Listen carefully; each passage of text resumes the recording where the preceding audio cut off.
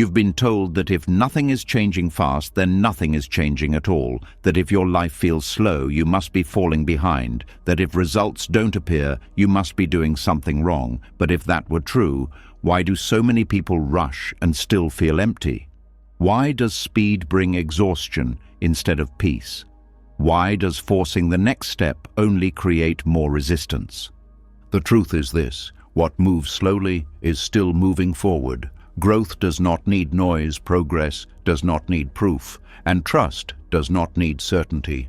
Buddhist teachings remind us that the path unfolds in its own time, that roots grow in darkness, that clarity comes after patience, not before it. Tonight, as you listen, your need to hurry will begin to loosen your mind. Will stop chasing the next moment. Your body will remember how to rest inside the present one. You will understand that even if you feel unsure, even if nothing looks different, even if the path feels quiet, you are still moving forward. This is not about pushing. This is about trusting the step, trusting the pace, trusting yourself. What moves slowly is still moving forward. Are you ready? Let's begin. The words you just heard are not meant to motivate you to move faster. They are meant to loosen the grip of urgency that has been quietly tightening around your life. There is a moment after understanding, but before action, where something settles inside you. This is that moment. This is where the noise fades and a deeper question begins to surface. What if stillness is not failure? What if pause is not weakness? What if the very thing you have been judging is the evidence that something important is happening beneath the surface? There is a quiet discomfort that comes when nothing seems to move. Not the loud pain of loss or the sharp shock of change, but a dull, persistent pressure. The kind that makes you question yourself late at night. The kind that whispers that you should be further along by now. That pressure is not accidental. It comes from a world that worships speed and mistakes motion for meaning. When movement slows, fear rushes in to fill the space. Fear tells you that stillness means you are stuck. But this fear does not understand how growth truly works. Remaining still is often harder than moving forward or backward. Forward motion carries hope. Backward motion carries familiarity. Stillness carries uncertainty. When you stay where you are without clear results, without applause, without reassurance, your mind has nothing to cling to. It cannot distract itself with progress or comfort itself with nostalgia. It is exposed, and that exposure is what makes stillness feel unbearable. Yet this is precisely why it holds so much power. In Buddhist understanding, effort is not measured by visible change. It is measured by intention and direction. If you are not moving backward, you are already doing something rare. Regression is easy. Old habits wait patiently. Old patterns do not need effort to return. They pull you like gravity. Resisting them requires energy, awareness, and restraint. That resistance may look like nothing from the outside, but internally it is active, alive, and demanding. Holding your ground when it would be easier to collapse is a form of motion that most people never learn to respect. Inertia is usually described as laziness or lack of motivation, but spiritually, inertia often appears at moments of deep transition, when an old identity no longer fits but a new one has not yet formed. Movement slows. You cannot rush this space because you do not yet know who you are becoming. Forcing action here often leads to choices rooted in fear rather than truth. Stillness becomes a kind of protection. It keeps you from building your future on unstable ground. There is also a hidden discipline in not reacting.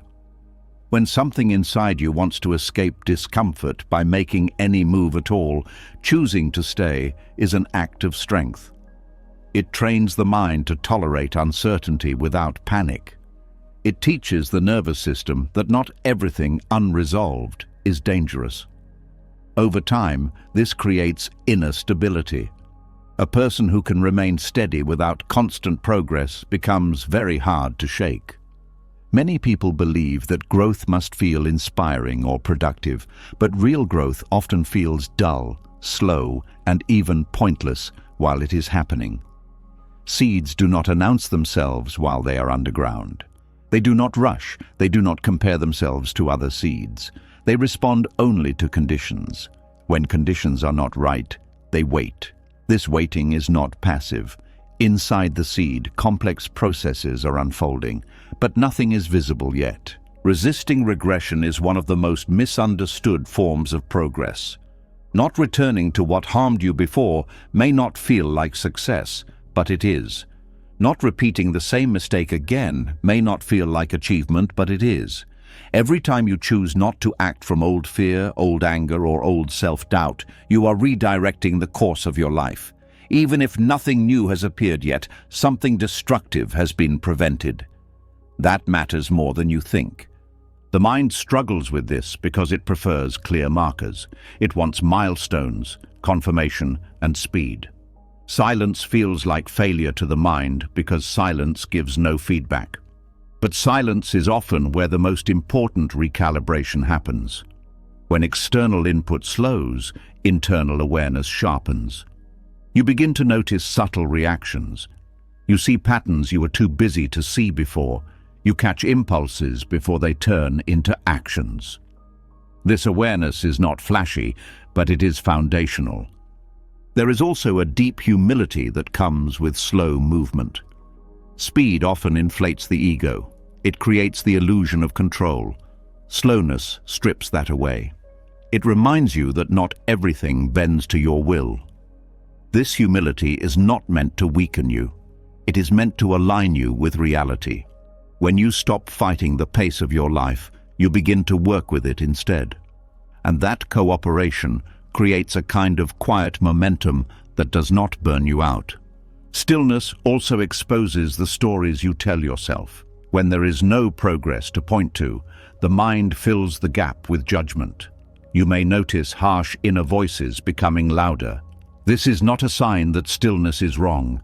It is a sign that you are finally hearing what was always there.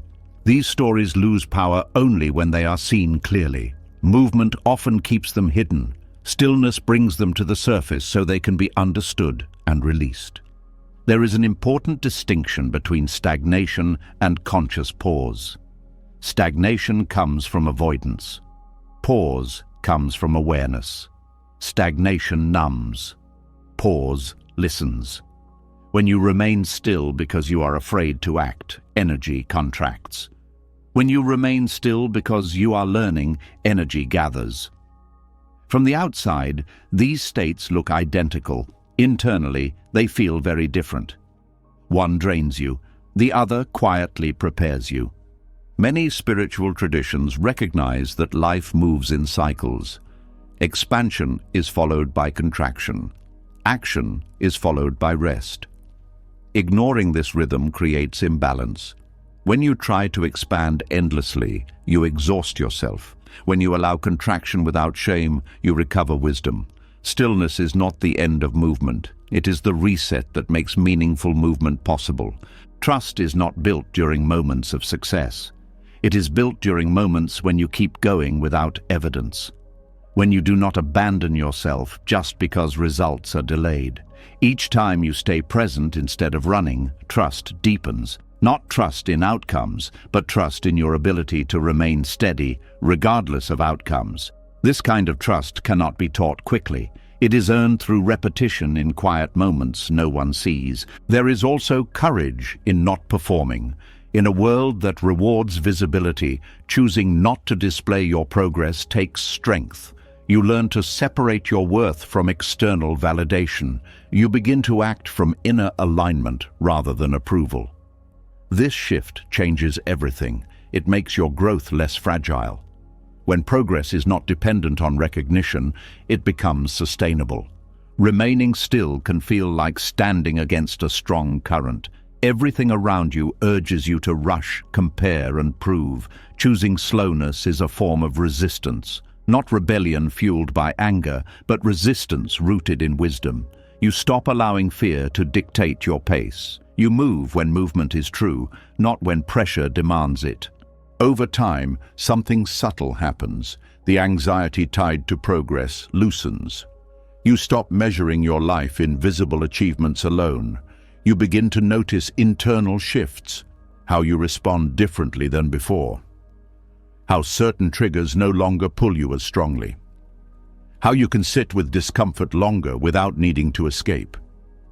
These changes are easy to dismiss, but they are signs of real transformation.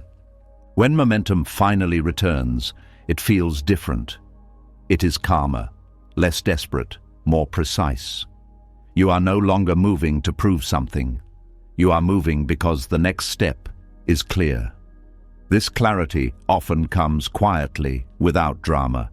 It arises not from effort, but from readiness.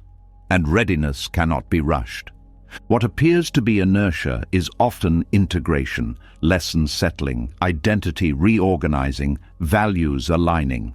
When you respect this process instead of fighting it, you save yourself years of unnecessary struggle. You stop trying to outrun your own becoming.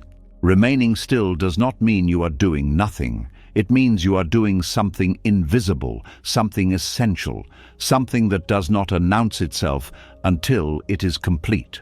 And when it is, the movement that follows carries a strength that speed alone could never create. This is how forward momentum can exist without visible motion. This is how not falling back becomes a victory. This is how trust begins to replace urgency. And this is how what moves slowly continues, quietly, undeniably forward. What follows grows naturally from that quiet strength you just touched. When movement becomes subtle and patience replaces urgency, something else begins to happen beneath the surface. Effort no longer seeks applause, growth no longer needs proof, and a different kind of progress starts to take shape, one that unfolds far from noise, far from eyes, far from praise. This is where things become real. There is a strange loneliness that comes when you keep going and no one notices, no encouragement, no recognition, no visible reward, just you, repeating the same small effort day after day. At first, this loneliness can feel discouraging. The mind begins to ask why you bother, what is the point of effort that leaves no trace. But hidden inside this quiet space is a powerful transformation that rarely happens any other way. When no one is watching, intention changes.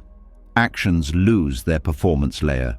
You stop doing things to be seen and start doing them because they feel right.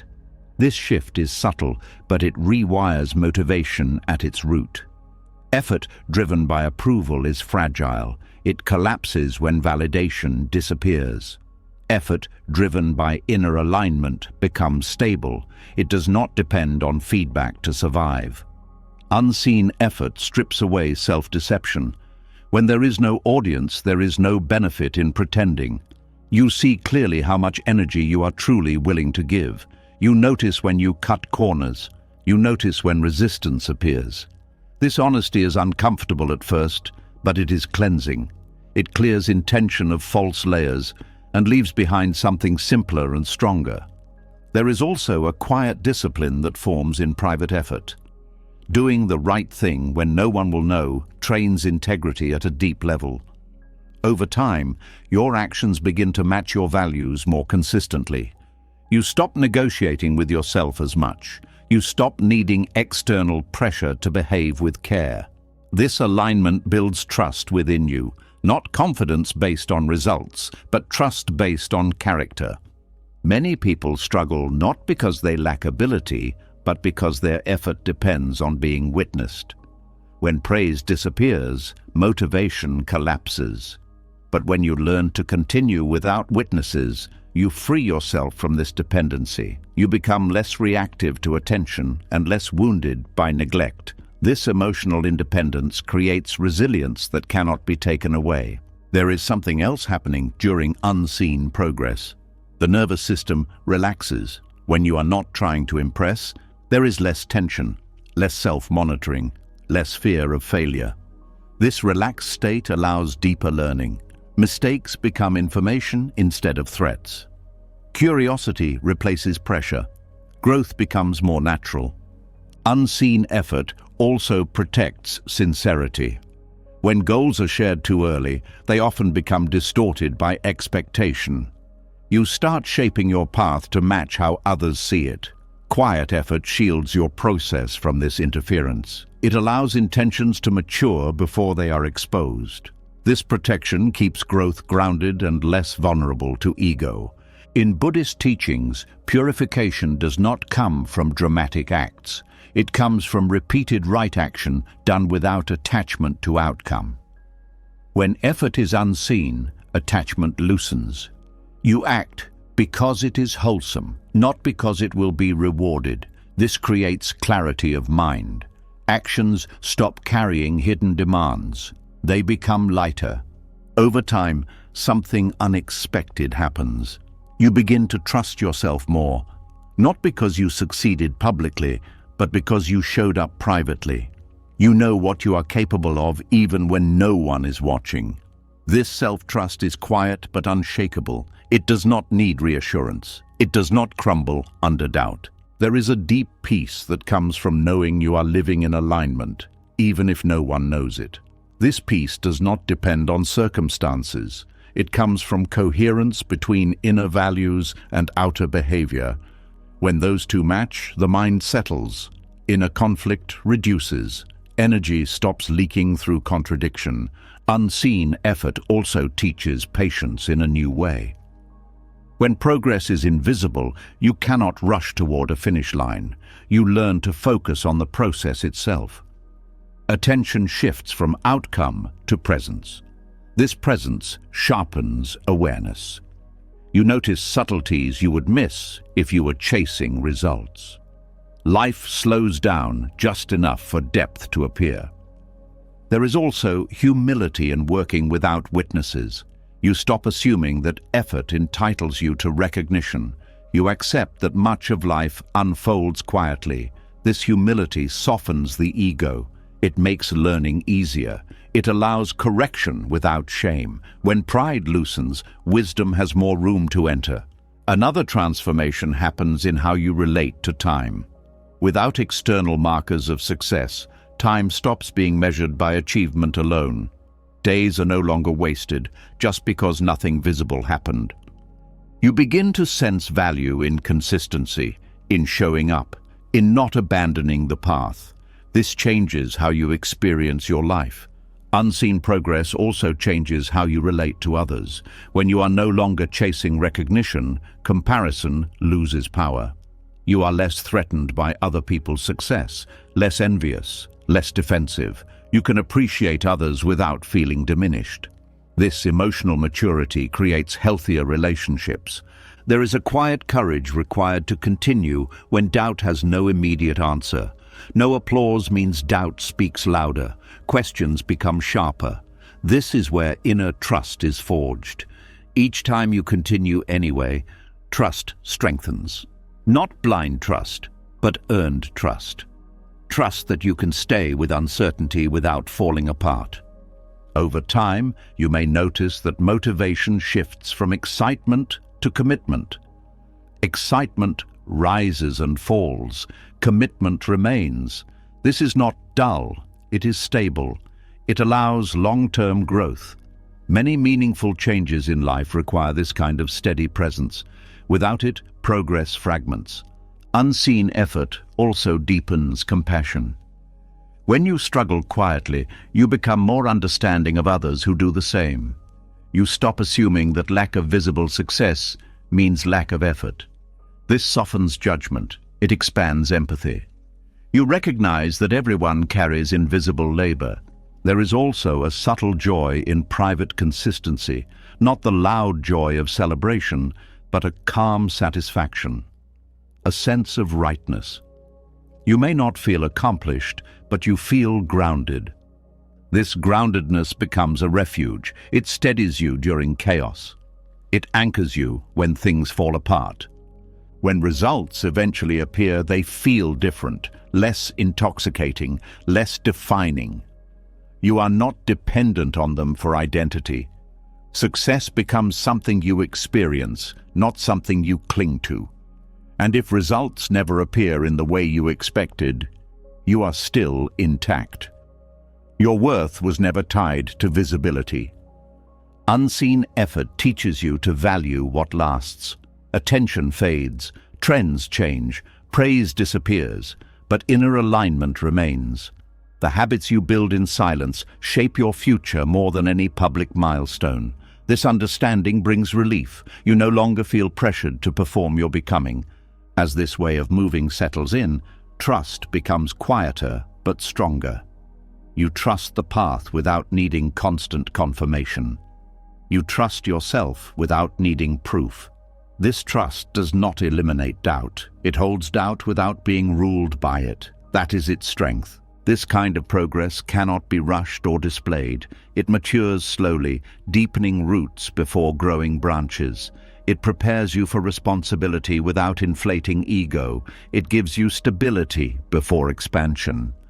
When life eventually asks more of you, you will not be scrambling to become ready. You already are. What grows without witnesses grows with integrity. What is built in silence stands longer. And what is practiced when no one is watching becomes who you are when everything is. What grows in silence prepares you for something few people talk about. After patience, after unseen effort, there comes a moment that feels heavier than all the rest. A moment when nothing feels worth continuing. Not dramatic, not loud, just tired, just thin. This is the place where many paths quietly end. Not because they were wrong, but because staying became harder than leaving. There is a point on every meaningful path where effort stops feeling noble and starts feeling foolish. The mind no longer asks for encouragement. It asks for relief. This is the moment just before abandonment. Not the moment of quitting itself, but the moment when quitting feels reasonable, logical, even kind. Buddhism pays close attention to this moment because it is not a failure point, it is a threshold. Almost giving up is not weakness. It is a sign that something deep is being touched. When surface motivation burns out, what remains is truth. You find out why you were walking this path in the first place. If your reason was ego, praise, or reward, the path ends here. If your reason was alignment, meaning, or inner clarity, the path changes shape but continues. In Buddhist teaching, staying does not mean forcing yourself to endure suffering blindly. It means not abandoning awareness. When the urge to quit arises, it is not pushed away or obeyed immediately.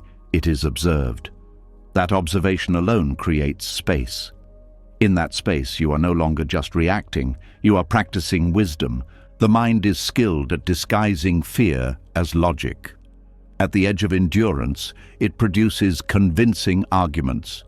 It says, "This is pointless." It says, "Nothing will change." It says, "You have already given enough." These thoughts feel calm and reasonable because they are tired thoughts. Buddhism does not argue with them. It watches them, and in watching, their authority weakens. There is something sacred about staying when hope is low.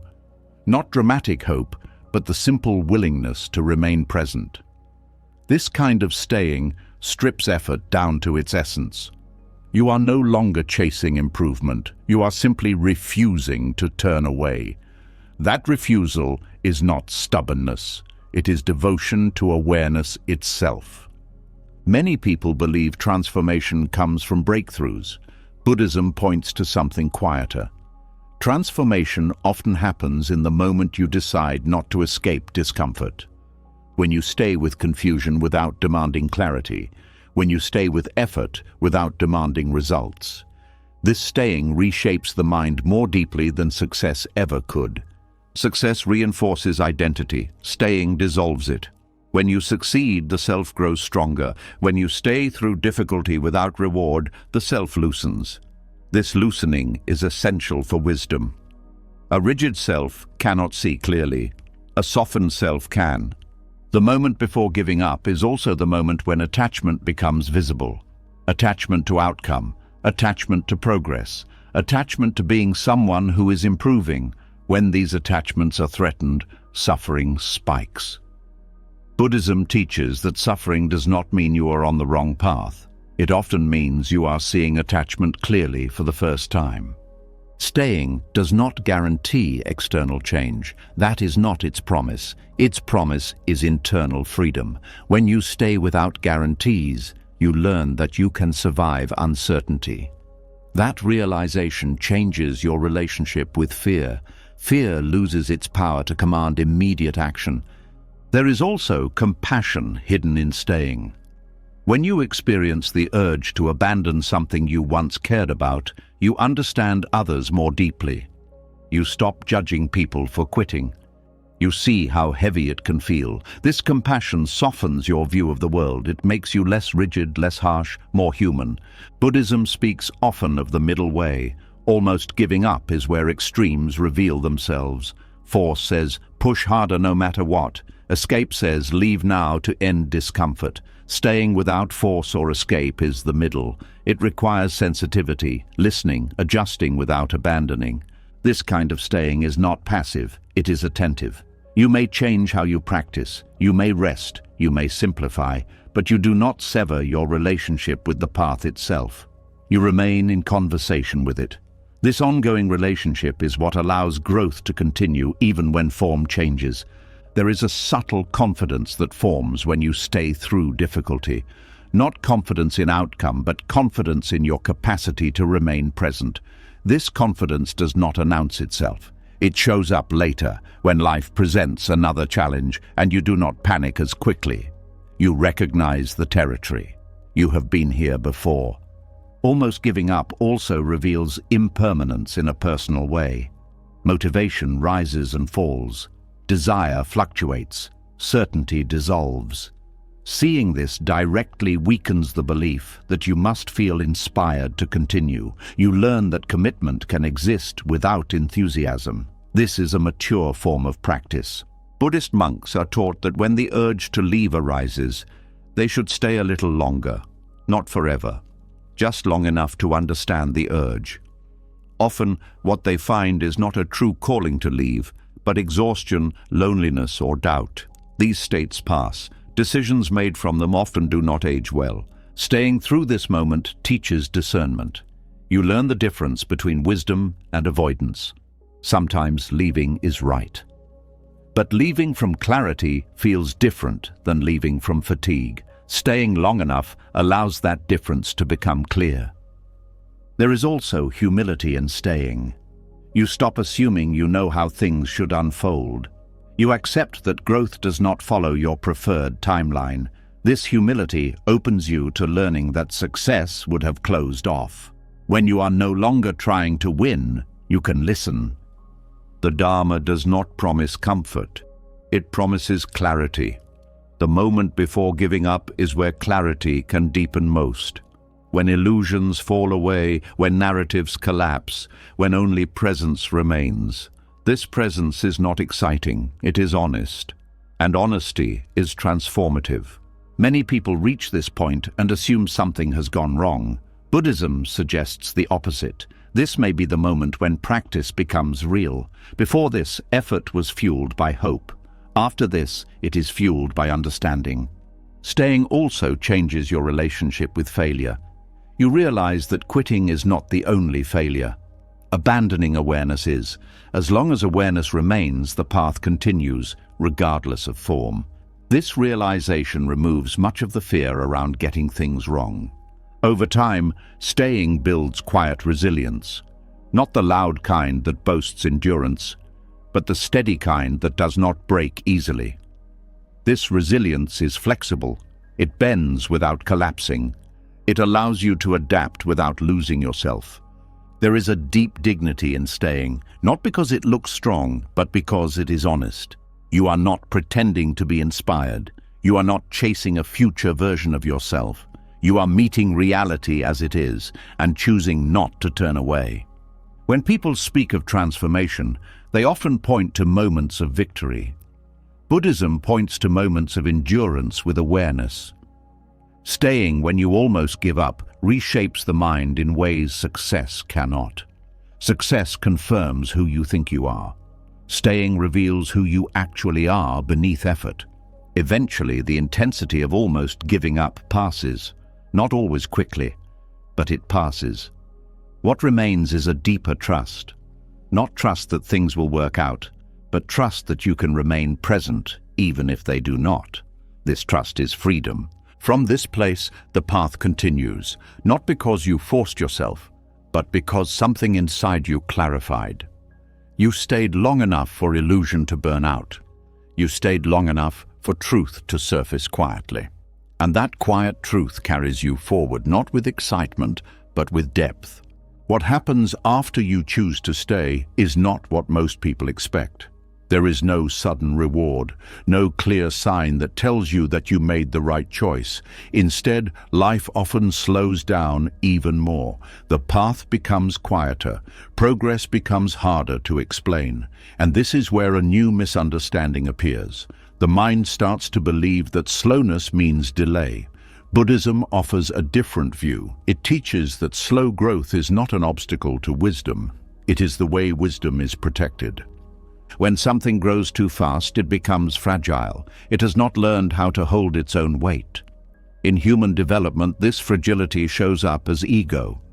When insight, success, or clarity arrives before humility has formed, pride fills the gap. The person begins to identify with the growth instead of being shaped by it. Slow growth prevents this by stretching development across time, forcing the mind to mature alongside understanding. Gradual unfolding keeps wisdom from becoming a performance. When change happens slowly, there is no dramatic moment to cling to, no story to tell, no identity to build around being advanced. This protects you from spiritual pride, which is one of the most subtle traps on any inner path. Pride does not always look loud. Sometimes it hides behind certainty, behind advice-giving, behind the quiet belief that you now see more clearly than others. Slow growth also keeps understanding embodied.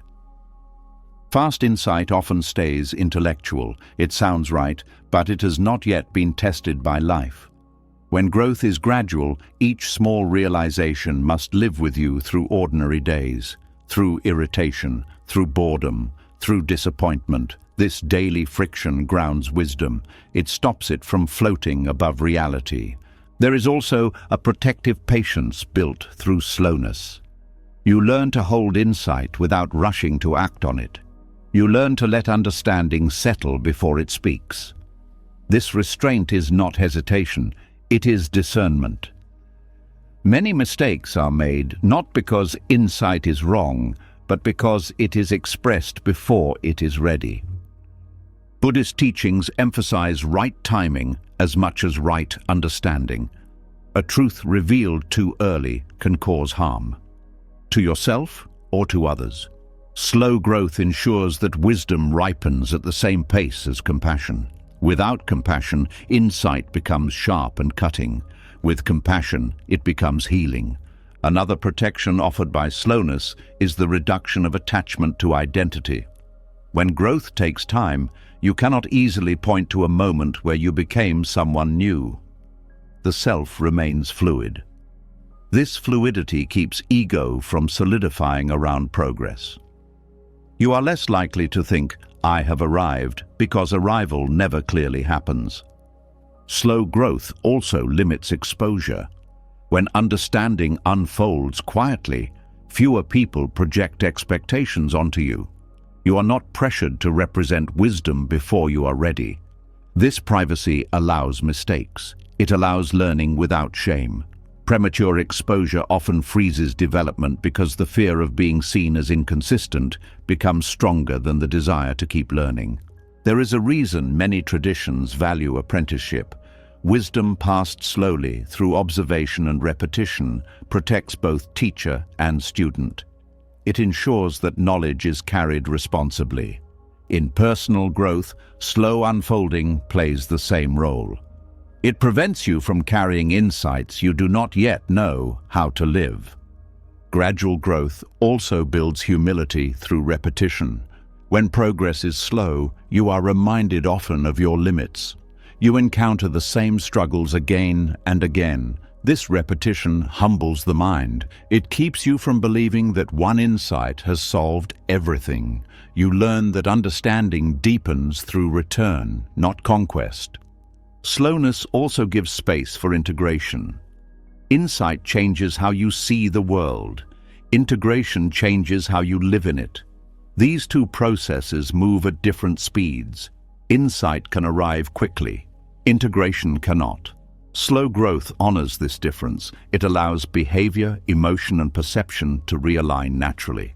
There is also protection from burnout. Rapid change demands constant adjustment. The nervous system struggles to keep up. Slow growth allows rest between shifts. It gives the body time to adapt. This steadiness preserves energy. It makes long-term practice possible. Another subtle protection is the weakening of comparison. When growth is slow and personal, there is little to compare. You stop measuring yourself against others' timelines. You begin to trust your own rhythm.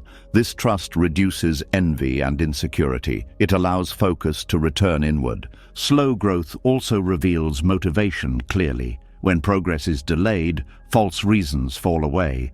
If you are growing for recognition, impatience will expose it. If you are growing for escape, frustration will reveal it. What remains is a simpler intention, one that can endure. There is also a deep safety in being underestimated.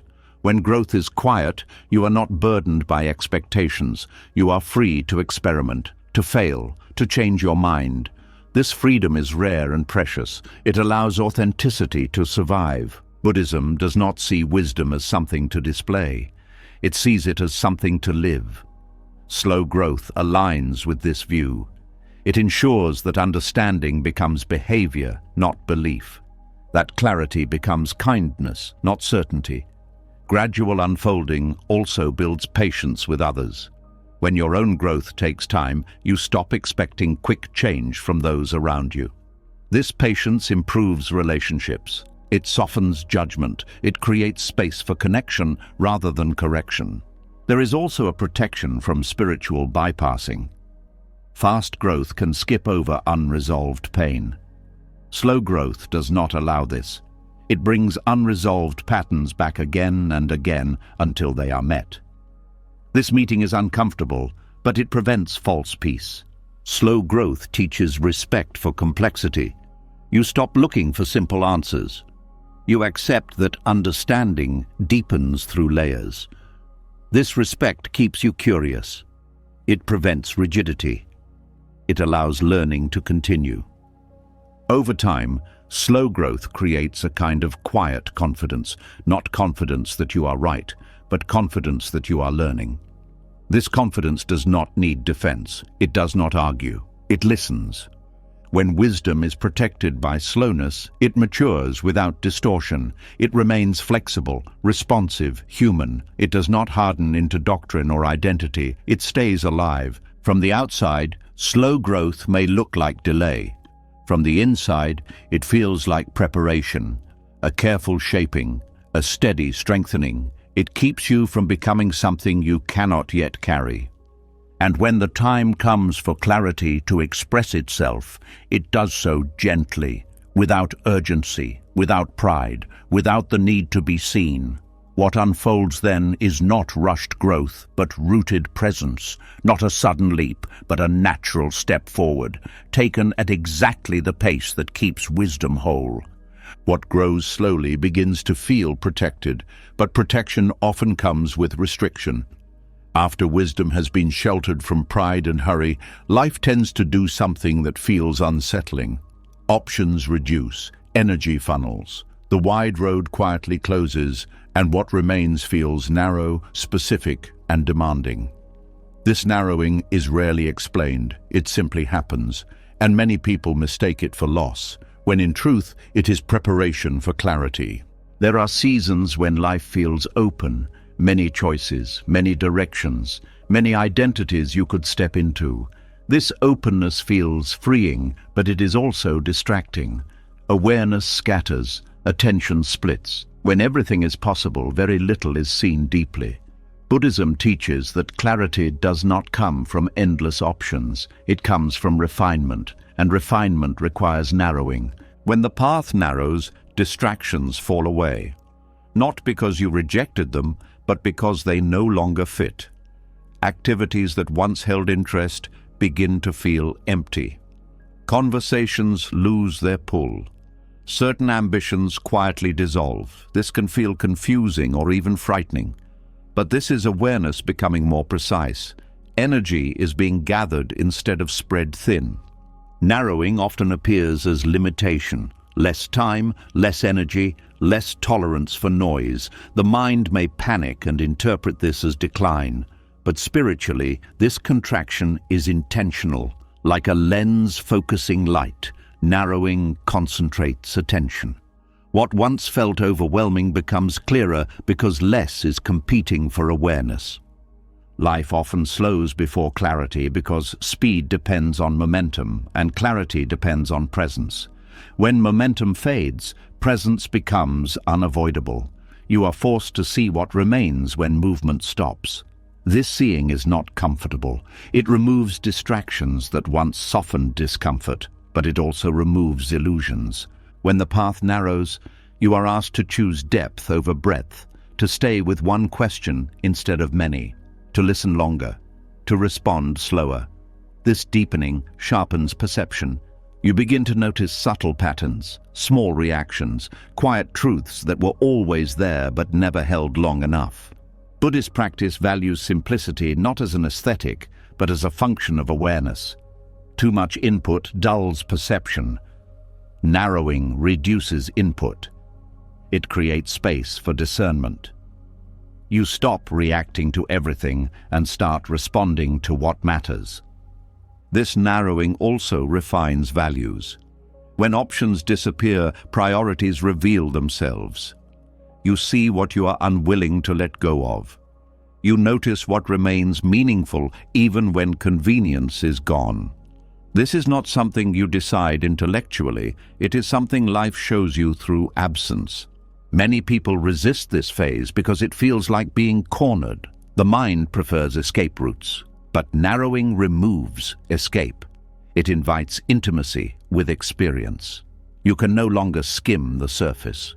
You are brought closer to what is essential. Clarity often arrives not as a new insight, but as the removal of confusion.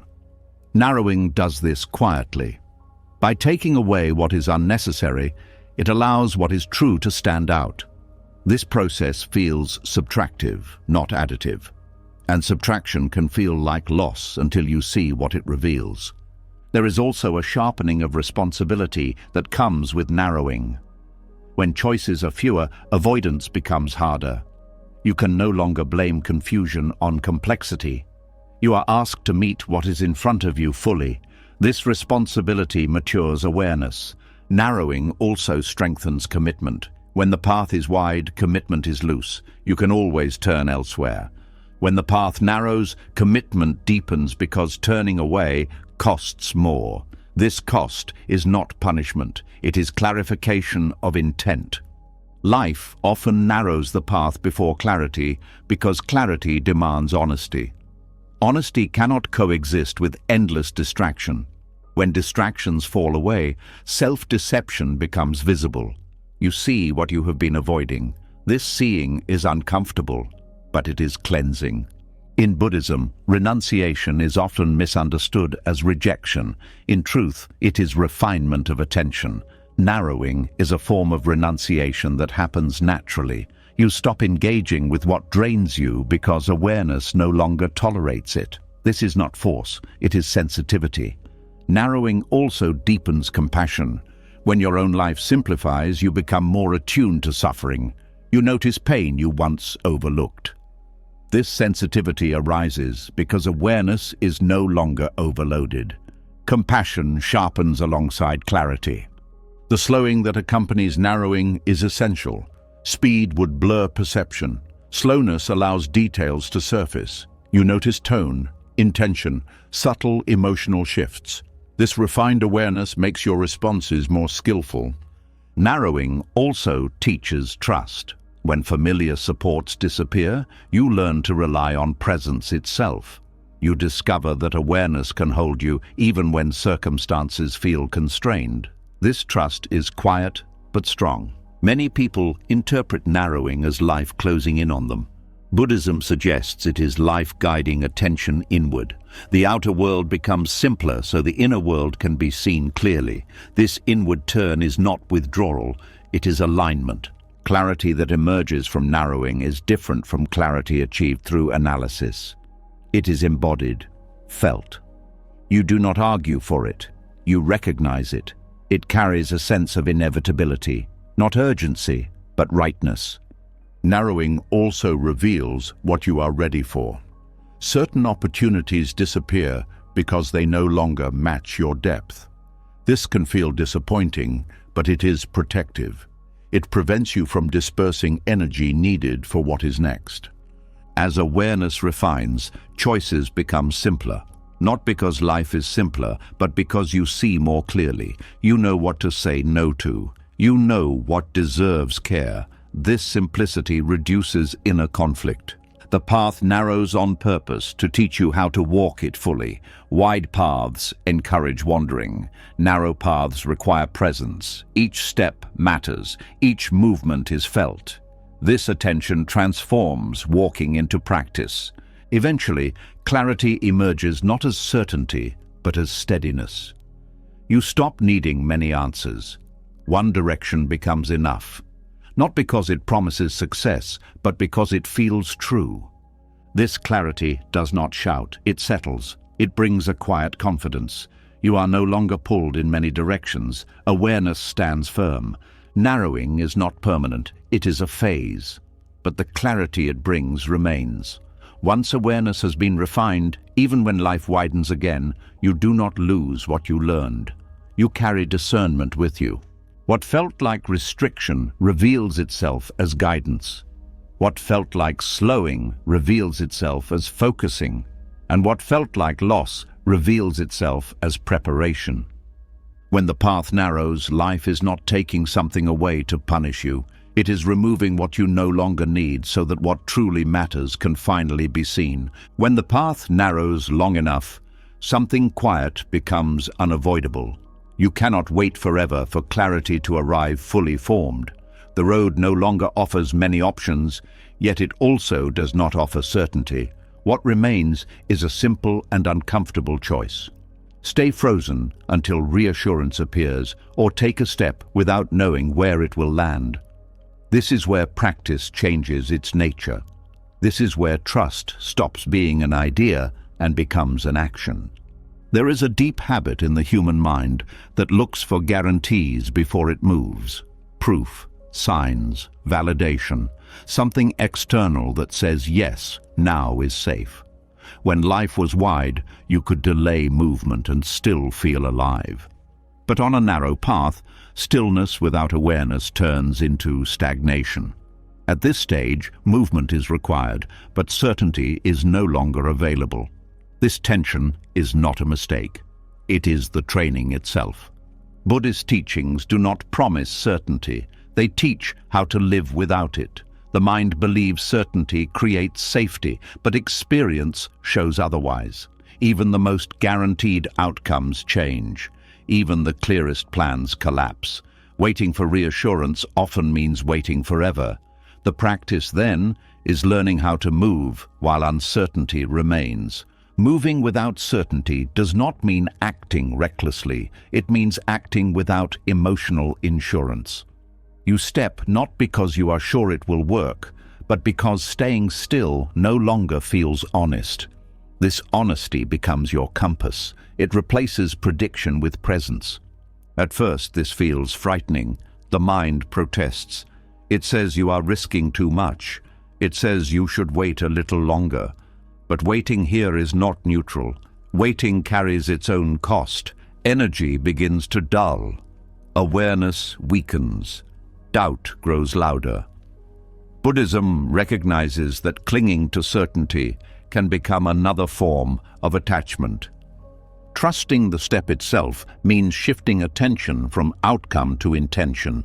You stop asking where this will lead and start asking whether this step is aligned. Alignment becomes more important than success. This changes how decisions are made. You act from clarity in the present, not from fantasy about the future. This kind of movement is slow by necessity. Each step is felt.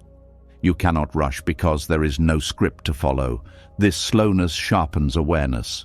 You notice hesitation, you notice impulse, you notice fear trying to disguise itself as logic. Each step becomes a moment of practice. Moving without certainty also humbles the ego. The ego likes to know. It likes to appear confident. Acting without guarantees exposes vulnerability. You may have to admit you do not know what you are doing. This admission is not weakness. It is honesty. And honesty keeps learning alive. There is also a quiet courage required here, not the dramatic courage of bold declarations, but the steady courage of continuing without applause or confirmation. You may not feel brave, you may feel unsure. Courage here is not a feeling, it is a choice to proceed gently despite uncertainty. Buddhism teaches that clinging to outcomes creates suffering. Moving without certainty loosens this clinging. You act, but you release the demand that things unfold a certain way. This release does not make you passive, it makes you flexible. You adjust without collapsing. There is a subtle freedom in this practice. When you stop needing reassurance, fewer things can control you. Fear loses leverage. External opinion loses power. You are no longer waiting for permission to live in alignment. This independence is not isolation, it is inner stability. Moving without certainty also deepens presence. When you cannot rely on future outcomes, attention returns to the step itself, how it feels, what it requires. Presence becomes practical, not philosophical. You are here because here is all you can work with. This practice also reveals how often the mind seeks signs to avoid responsibility. If a sign tells you what to do, you are not accountable. When signs are absent, responsibility returns to you. This can feel heavy, but it is also empowering. You learn to trust your capacity to choose wisely, even without guarantees. There is also learning in mistakes made without certainty. When you act from alignment rather than prediction, mistakes become feedback instead of failure. You learn faster because you are not defending an identity built on being right. This openness accelerates wisdom in ways certainty never could. Moving without certainty strengthens intuition, not mystical intuition, but the quiet sensitivity to what feels right in the body and mind. This sensitivity grows through use. The more you listen, the clearer it becomes. Certainty would dull this sensitivity. Uncertainty sharpens it. This practice also reduces anxiety over time. Anxiety feeds on imagined futures. When you act without certainty, you stop rehearsing futures you cannot control. Attention returns to what is actually happening. The nervous system slowly learns that uncertainty is survivable. There is also a deep respect for impermanence here. You accept that whatever results arise will change. This acceptance softens attachment. You enjoy progress without clinging. You accept setbacks without despair. Balance emerges not from control, but from understanding change. Moving without certainty also changes how you relate to others. You stop expecting them to provide reassurance you cannot give yourself. Relationships become less dependent and more genuine. You share uncertainty instead of hiding it.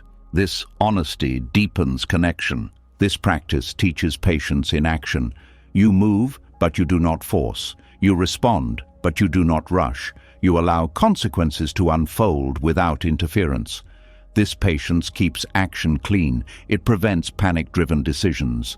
There is also a subtle joy that appears, not excitement, but a quiet satisfaction. You are living truthfully. You are no longer waiting for life to start once everything makes sense. Life is happening now, step by step, without a map. Over time, trust shifts. You stop trusting outcomes and start trusting process. You trust that awareness will guide the next step when it arrives. This trust is earned, not assumed. Each step without certainty that does not destroy you builds confidence. Buddhism often speaks of walking the path without knowing the destination. This is not poetic exaggeration, it is a practical instruction. The destination changes as you change. Fixating on it limits growth. Trusting the step allows evolution. Moving without certainty also dissolves regret. When choices are made from presence rather than fear, even mistakes carry less bitterness. You know you acted honestly with what you had. This self-respect softens hindsight.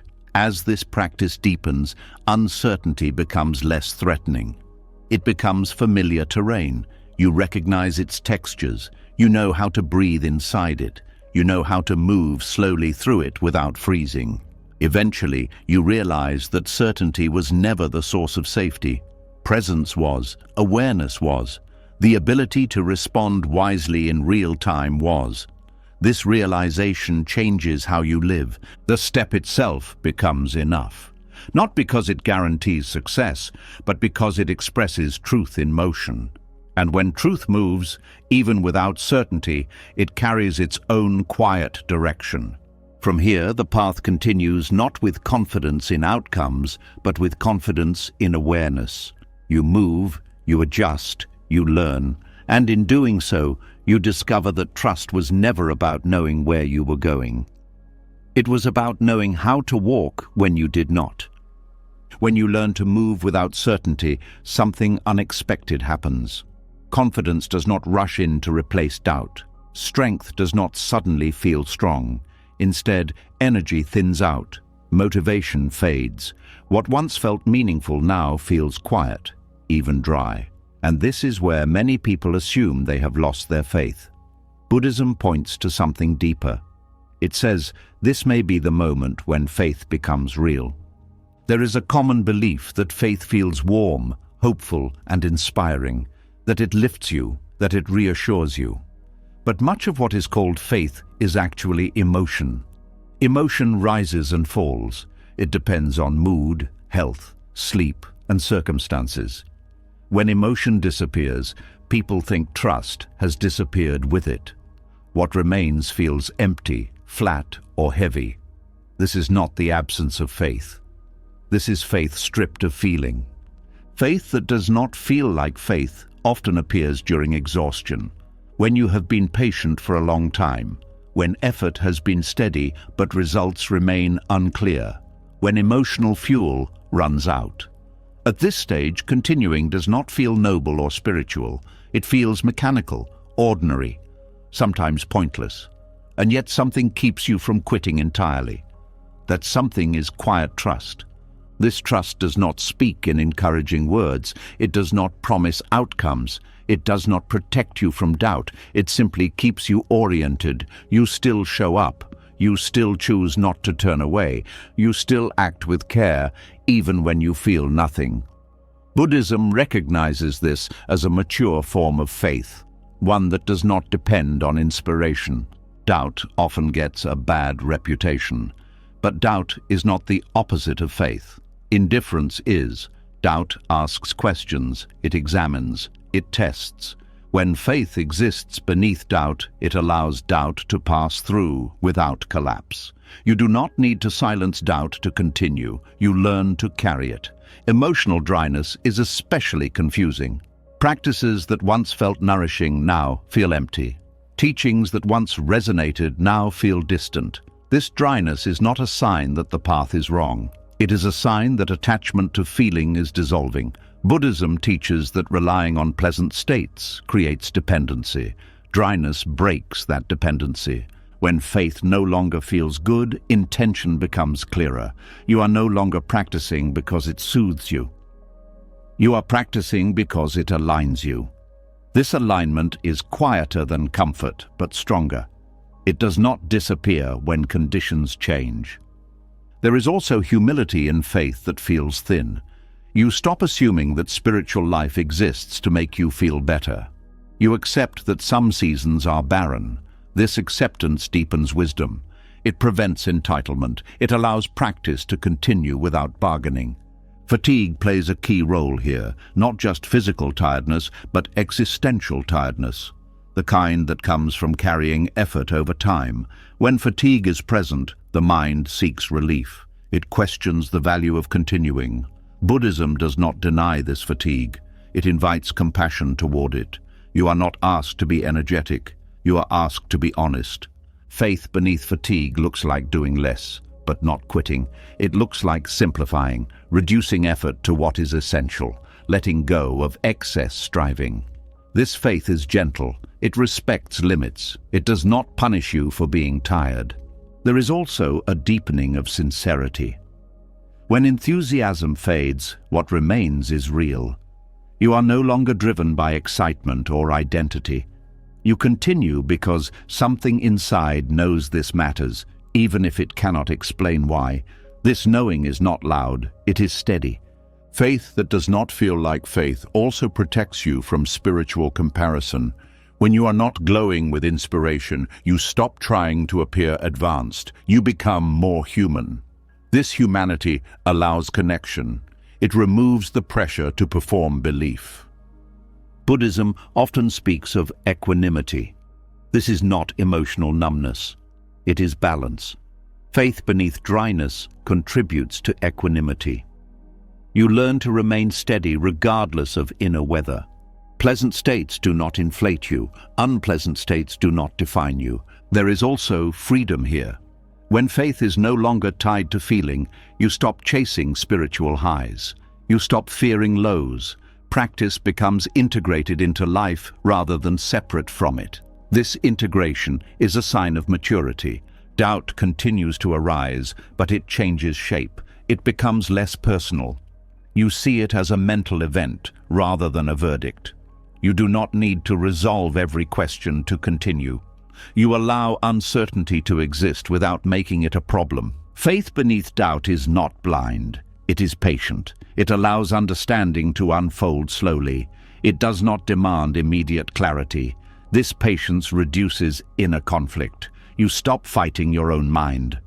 There is also resilience here. When trust does not rely on feeling, it survives hardship. Loss, disappointment, and confusion do not destroy it. They pass through it. This resilience is quiet but enduring. Emotional dryness also teaches compassion toward others. When you experience spiritual emptiness, you recognize it in others. You stop judging those who feel distant from meaning. This compassion expands awareness beyond self. Faith beneath fatigue also changes how you relate to effort. You stop overexerting. You learn to pace yourself. This pacing allows long-term continuity. Many people burn out because they confuse intensity with devotion. Quiet faith knows the difference. There is a subtle dignity in continuing without inspiration. You are not trying to prove anything. You are honoring a commitment to awareness.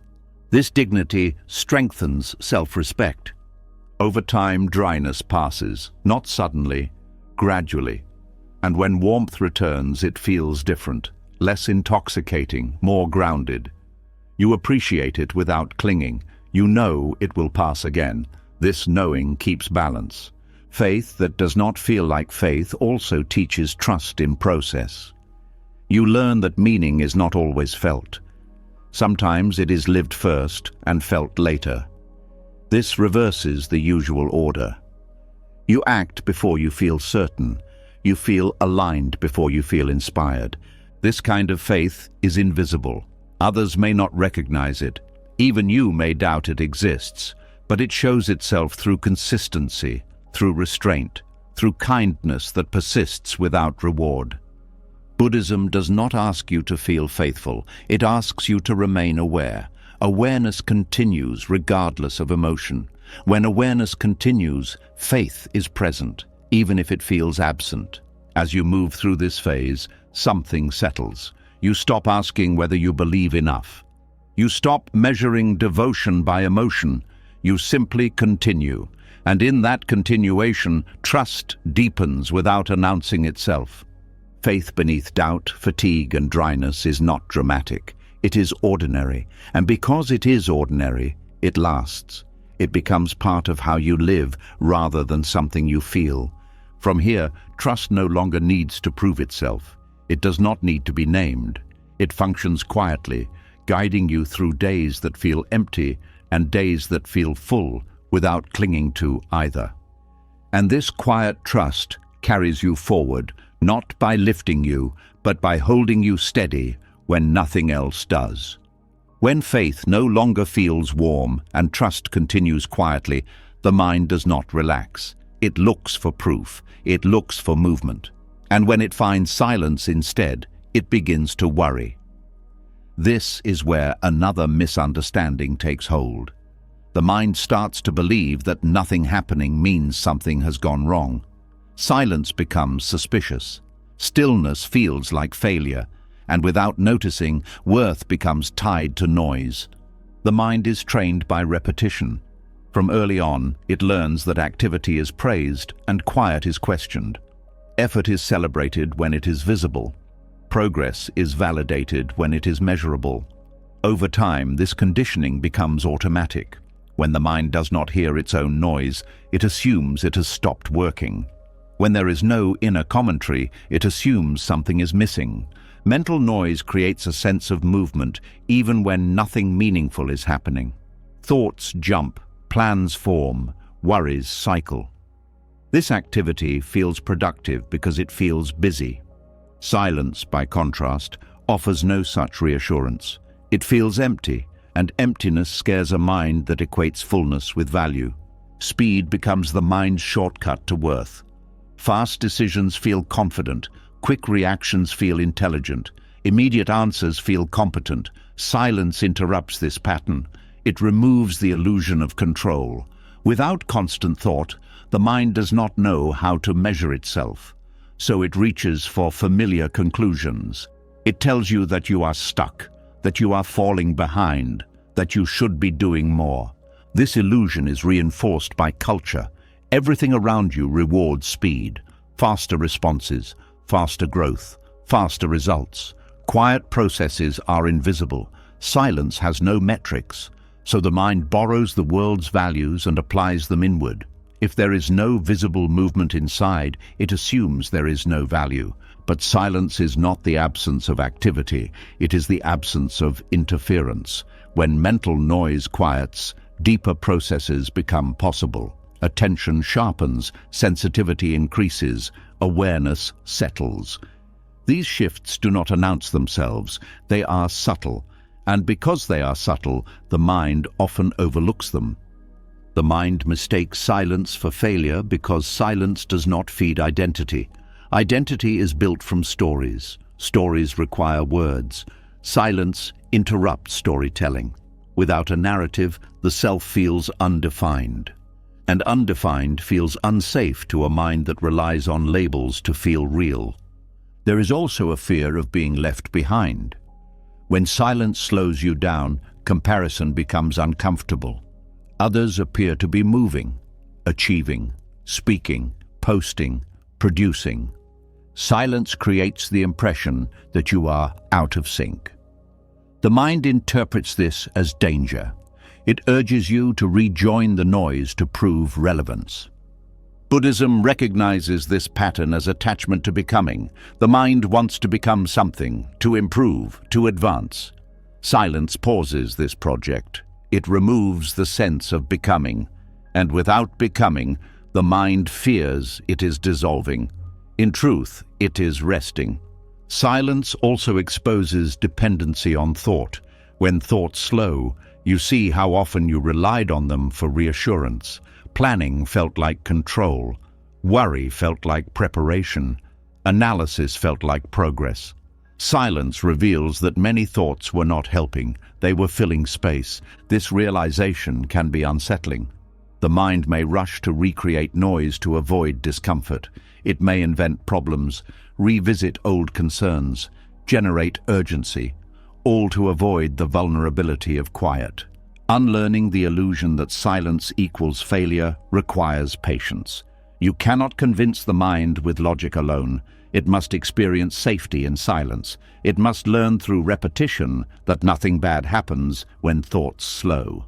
This learning begins by noticing how silence feels in the body. Often silence brings a subtle relaxation. Muscles soften, breathing deepens. This physical response is evidence that silence is not harmful. The body recognizes rest before the mind does. Silence also allows perception to widen. When the mind is noisy, attention narrows to thoughts. When noise fades, senses awaken. Sounds become clearer. Light feels softer. Small details stand out. This sensory clarity is a form of intelligence the mind often ignores. The mind mistakes silence for failure because it does not know how to measure presence. Presence has no scoreboard. It does not accumulate points. It does not move toward completion. It simply exists. And because it does not aim, it feels useless to a goal-driven mind. But presence changes how you respond. When presence is strong, reactions slow. You pause before speaking. You listen more fully. You notice subtle shifts in others. These changes may not feel productive, but they transform relationships and decisions. Silence also weakens compulsive thinking. Without constant stimulation, patterns lose momentum. Thoughts arise and pass without being chased. This freedom can feel unfamiliar. The mind may interpret unfamiliar as wrong, but unfamiliar is often the doorway to growth. There is also grief hidden here. Silence removes distractions that once kept pain at bay. Old emotions may surface, unresolved feelings may appear. The mind may conclude that silence caused these feelings. In reality, silence allowed them to be seen. Unlearning the illusion means allowing this surfacing without judgment, recognizing that what appears in silence was already there. Silence did not create it. Silence revealed it. The mind also equates speed with intelligence. Quick answers feel smart. Silence feels uncertain. But wisdom often requires pause. It requires time for complexity to settle. Silence allows this settling. It prevents premature conclusions. When silence becomes familiar, a shift occurs. You stop needing to fill every gap. Conversations deepen. Listening improves. You notice that not everything requires response.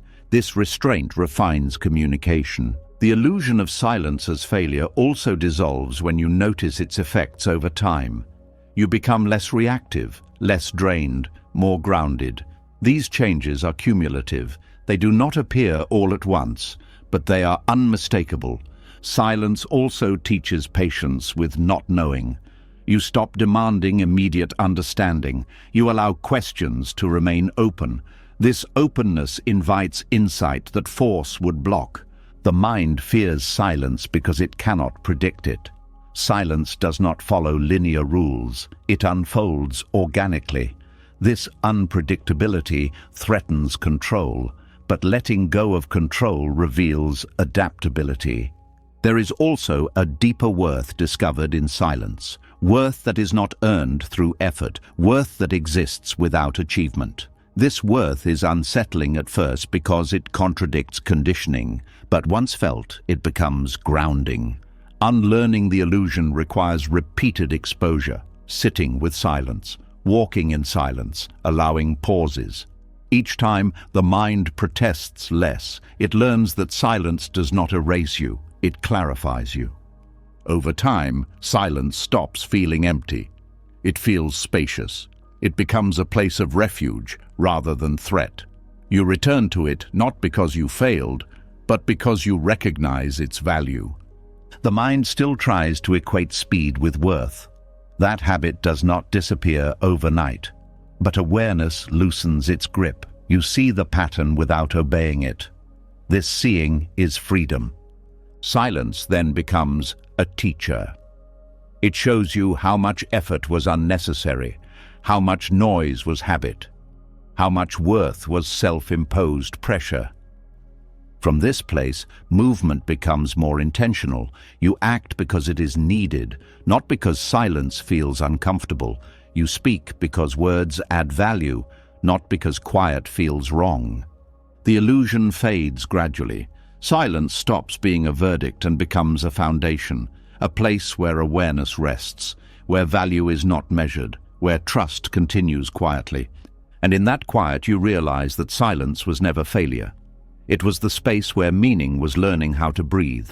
When silence is no longer mistaken for failure, another tension quietly rises. You may begin to sense that effort has been sincere, awareness has deepened, and yet outcomes remain unchanged. Nothing obvious arrives to confirm the work you have done. This is where impatience turns subtle, not loud frustration, but a quiet question that lingers. When will this show results? Buddhism meets this question with a teaching that unsettles the modern mind. Karma ripens in its own time, not yours. There is a deep human habit of tying effort to schedule. You do something good and expect something good back soon. You practice patience and expect peace to arrive on cue. You change behavior and expect life to respond accordingly. This expectation feels reasonable, but it is not how causes unfold. Karmic ripening does not follow clocks, calendars, or emotional readiness. It follows conditions. Karma in Buddhism is not fate. It is not reward or punishment. It is cause and effect unfolding through layers of influence. Each action plants a seed, but seeds do not sprout the moment they are planted. They wait for soil, water, temperature, and time. Many of these conditions are outside your control. The mind struggles with this lack of authority. It wants timelines. Karma does not offer them. When results do not appear, the mind often assumes effort was wasted. This assumption creates unnecessary suffering. Buddhism teaches that unseen ripening is still ripening. Just because effects are delayed does not mean causes are inactive. Much of karma works invisibly, adjusting internal conditions before external ones change.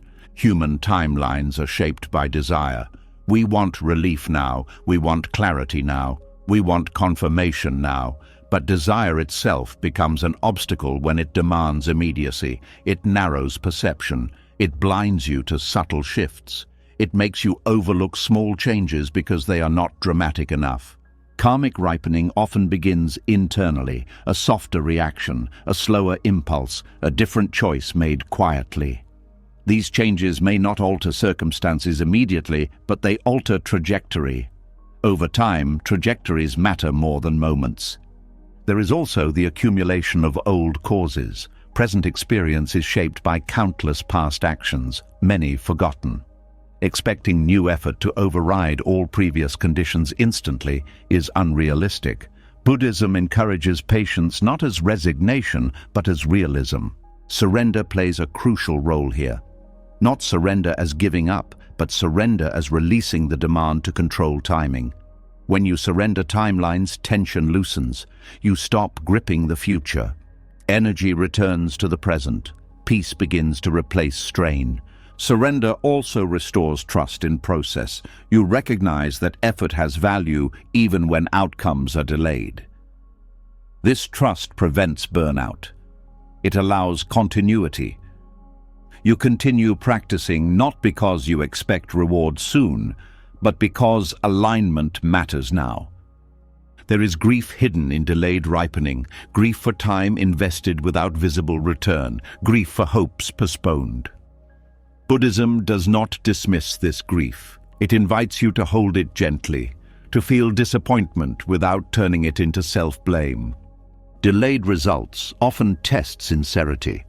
When reward is postponed, motivation reveals itself. Are you acting for outcome or for integrity? This question becomes unavoidable. Surrender clarifies intention by removing payoff. Karmic ripening off schedule also teaches humility. You are reminded that life is larger than personal will. This humility softens resistance. It allows cooperation with reality rather than constant negotiation. There is also protection in delay. Immediate results can inflate ego. Delayed results allow wisdom to mature before success arrives. This prevents misuse of outcome. It ensures readiness. Surrender does not mean passivity. You still act, you still care, but you stop demanding control over when effects appear. This shift reduces anxiety. Anxiety thrives on anticipation. Surrender releases anticipation. There is also freedom from comparison. When timelines dissolve, you stop measuring progress against others. Everyone's karmic conditions differ. Comparison loses meaning. Delayed ripening teaches patience with complexity. Life rarely responds to single actions. Patterns unfold through networks of causes. Understanding this reduces frustration.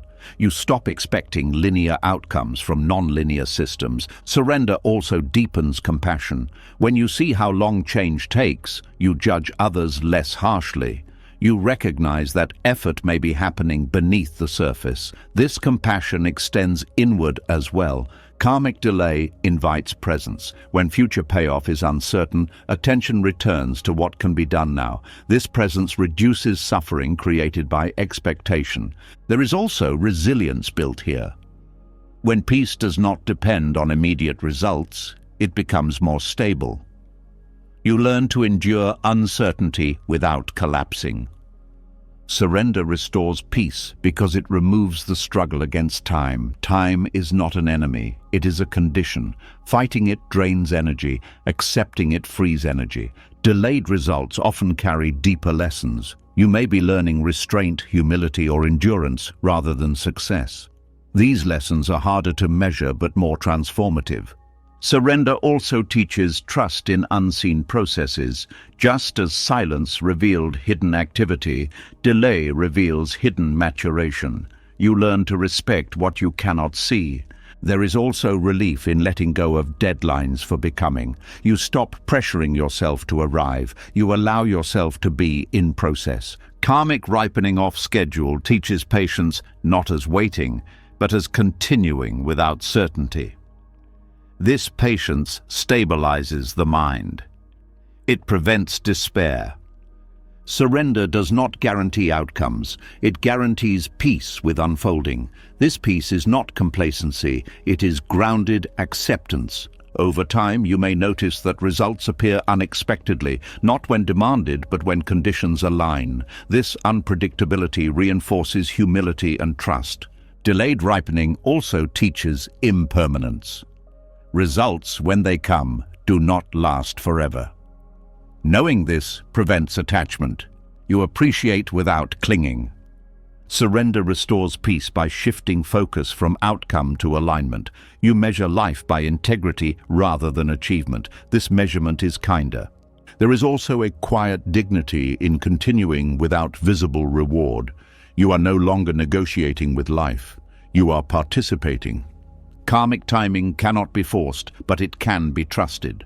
Trust grows through experience. Each time delayed effort does not destroy you, trust strengthens. Eventually, impatience softens. You stop asking when and start asking how to remain present. This shift transforms waiting into living. Karmic ripening off schedule teaches you to walk with time rather than race it. When you do, peace is no longer postponed. It arrives now, in the willingness to allow life to unfold without resistance. And in that allowance, effort becomes lighter. Trust deepens, and the path continues without the burden of expectation. When you stop arguing with time and allow life to unfold without forcing it, something very plain remains. No excitement, no clear payoff, just the same day arriving again. The same choice waiting to be made again. This is where many people quietly drift away, not because they lost faith, but because repetition feels invisible. And yet this is where one of the deepest forms of courage begins to show itself. There is a special discomfort in doing the right thing over and over with no change in scenery. The mind likes novelty. It likes progress that can be pointed to. Repetition offers neither. It offers sameness, familiar effort, predictable routine. And because nothing dramatic happens, the mind assumes nothing important is happening at all. But repetition is not stagnation, it is refinement. Each time you repeat a small right action, you meet it from a slightly different inner place. You are not the same person you were yesterday, even if the action looks identical. Awareness shifts subtly, resistance changes shape, understanding deepens quietly. The courage of repetition is quiet, because it does not announce itself. It does not look heroic. It does not come with recognition. Often, no one knows you are doing it.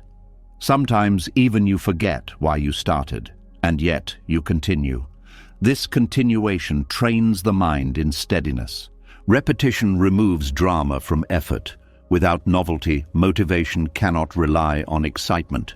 Without praise, effort cannot rely on validation.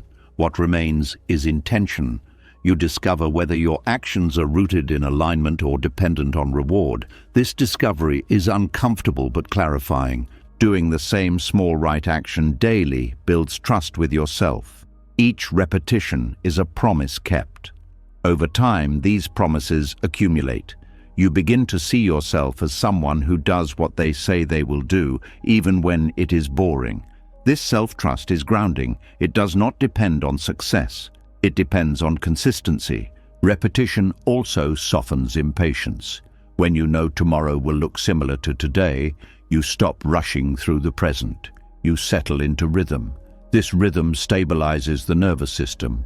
Life feels less like a race and more like a practice. There is also humility in repetition. You accept that growth does not require constant reinvention. You stop trying to be impressive. You focus on being sincere. This humility protects you from ego inflation. It keeps effort clean. Small actions repeated daily also bypass resistance. Large goals trigger fear. Small actions feel manageable. Over time, these manageable actions reshape habits. Habits reshape character. Character reshapes destiny quietly. Repetition teaches patience with imperfection. You do not expect each action to be perfect. You expect it to be done. This reduces self-criticism. You learn to show up even when you feel off. This flexibility prevents burnout. There is also a deep reliability formed through repetition. Life becomes less chaotic because certain anchors remain. You know some things will be done regardless of mood. This predictability creates inner safety. Repetition without reward challenges the belief that effort must be compensated immediately. You learn to value the act itself. This shifts motivation from external to internal. Effort becomes its own meaning. In Buddhist practice, repetition is central. Not because repetition is magical, but because it trains awareness. Each repetition is a chance to notice subtle changes. How does this feel today? Where does resistance arise? What has softened? These observations deepen insight. Repetition also reveals attachment. On days when repetition feels unbearable, you see what you are hoping to get from it. Recognition, relief, transformation. Seeing this attachment allows it to loosen. There is also courage in facing boredom honestly. Boredom is often a sign that the mind wants stimulation, not that the action lacks value. Staying present through boredom strengthens attention. Attention becomes less dependent on excitement. Repetition builds quiet confidence. You stop doubting whether you are capable of long-term effort. You know you can continue even when enthusiasm fades. This confidence is stable because it is earned. Daily repetition also creates momentum without urgency. You move forward steadily without pressure. This steadiness outlasts bursts of motivation. It supports sustainable growth. There is also compassion in repetition. When you repeat kindness, patience, or restraint daily, these qualities become natural. They stop feeling forced. They become part of how you respond. Repetition teaches respect for process. You stop looking for shortcuts. You understand that depth comes from return. This respect reduces frustration. There is also a quiet joy that appears over time. Not excitement, but familiarity. A sense of belonging to your own life. You are no longer chasing something else. You are participating fully in what is here. Repetition without novelty trains presence. You cannot rely on excitement to stay engaged. You must notice details. This noticing deepens awareness. There is also freedom here. When you accept repetition, you stop fighting reality. Many aspects of life are repetitive. Accepting this reduces suffering. Repetition also teaches that change is cumulative. You may not notice progress day to day, but looking back, you see difference.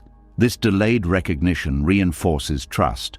The quiet courage of repetition lies in continuing without applause, in choosing alignment over recognition, in valuing integrity over excitement. Over time, repetition shapes identity. You become someone who practices, someone who shows up, someone who does not abandon effort because it is ordinary. This courage is not loud. It does not need to be seen. It carries you forward gently day after day, building something durable beneath the surface. And as this steadiness settles, the path continues not with urgency, but with reliability. You walk not because it is thrilling, but because it is true. When repetition settles into your life and effort becomes steady rather than dramatic, another truth quietly reveals itself. Some things do not heal quickly, no matter how patiently you show up. Some wounds resist schedules, discipline, and good intentions, and this is where a deeper lesson begins. Not about fixing, not about progress, but about what slow healing gives you that fast healing never can. There is a special kind of frustration that comes from long recovery. Not the sharp pain of injury, but the dull ache of time passing without resolution. You do the work, you rest, you try again, and still, the weight remains. Many people interpret this as failure. Buddhism sees it as education. Slow healing teaches in ways comfort cannot. Quick recovery often bypasses understanding. When pain leaves fast, it leaves little trace. You return to life unchanged, but when struggle stays, it reshapes perception. You become intimate with limitation. You learn what it feels like to carry something unresolved. This familiarity opens the heart. Prolonged struggle softens judgment. When you live with pain, impatience fades. You stop expecting others to be fine on demand. You recognize that effort does not always equal relief. This recognition deepens empathy naturally without effort. Slow healing also dissolves the illusion of control. You realize that not everything responds to willpower. This humility changes how you relate to others. You stop offering quick solutions. You listen more. You respect the complexity of suffering. There is also vulnerability in slow healing. You cannot hide behind improvement. You remain exposed longer. This exposure teaches tenderness. You learn to treat yourself gently because harshness no longer works. This gentleness extends outward. Prolonged struggle teaches presence. When pain does not leave, distraction loses power. You must learn to be with discomfort without constant resistance. This presence strengthens awareness. You become less reactive to pain in others because you recognize it. Slow healing also reveals how deeply connected suffering is.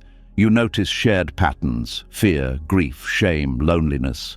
These experiences are not unique to you. Seeing this reduces isolation. Compassion grows from recognition. There is patience learned here that cannot be taught. Not patience as waiting, but patience as endurance with kindness. You stop fighting your own pace. This patience becomes a gift you offer others without trying. Quick recovery often reinforces independence. Slow healing teaches interdependence. You learn to accept help, to ask, to receive. This vulnerability builds connection. It reminds you that healing is relational. Prolonged struggle also teaches respect for invisible pain. You stop assuming that someone who looks fine is fine. You know how much can be carried quietly. This awareness changes how you move through the world. Slow healing reshapes expectations. You stop believing that life owes you ease. This is not bitterness, it is realism. And realism allows compassion to be grounded rather than idealistic. There is also wisdom gained about boundaries. When energy is limited, you learn what matters. You stop overgiving. You protect what little strength you have. This protection teaches you to respect others' limits as well. Slow healing creates depth. It slows you down enough to notice subtle emotional layers. You understand grief not as a moment, but as a process. This understanding allows you to sit with others' pain without rushing them. There is also a quiet courage developed here. Continuing to live fully while healing slowly requires strength. Not the strength of overcoming, but the strength of allowing. This strength is gentle but resilient. Prolonged struggle teaches you how to be present without fixing. This skill is rare. Many people rush to solve discomfort. Slow healing teaches you to stay, to witness. This witnessing is healing in itself. Slow healing also reveals the difference between sympathy and compassion. Sympathy stays outside pain. Compassion enters it. Living with long-term struggle opens that door naturally. There is also gratitude that forms differently here. Not gratitude for relief, but gratitude for understanding. You appreciate moments of ease without clinging. You appreciate others' kindness more deeply. Quick recovery often leaves little room for reflection. Slow healing forces reflection. You ask deeper questions, not why this happened, but how to live with it. These questions mature awareness. Prolonged struggle also reduces fear of others' pain. When you have sat with your own, you are less afraid of theirs. You do not need to escape. You can stay present. Slow healing teaches non-judgment. You stop labeling experiences as good or bad so quickly. You see complexity. This reduces harshness toward yourself and others. There is also a reshaping of identity. You are no longer defined by strength or productivity. You learn to value being overdoing. This shift deepens compassion. Slow healing builds trust in process without guarantees. You learn to live well even without resolution. This ability brings peace that does not depend on circumstances. Prolonged struggle teaches reverence for small comforts, rest, quiet, gentle connection. These become meaningful. This appreciation changes how you treat everyday life. There is also forgiveness learned here, toward yourself, toward your body, toward your past. Slow healing does not allow shortcuts. Forgiveness emerges gradually. Slow healing deepens empathy because it removes distance. You no longer see suffering as abstract. It becomes personal, and what is personal becomes sacred. Quick recovery can close the heart. Slow healing opens it, not because pain is good, but because awareness grows around it. Over time, you notice that compassion becomes effortless.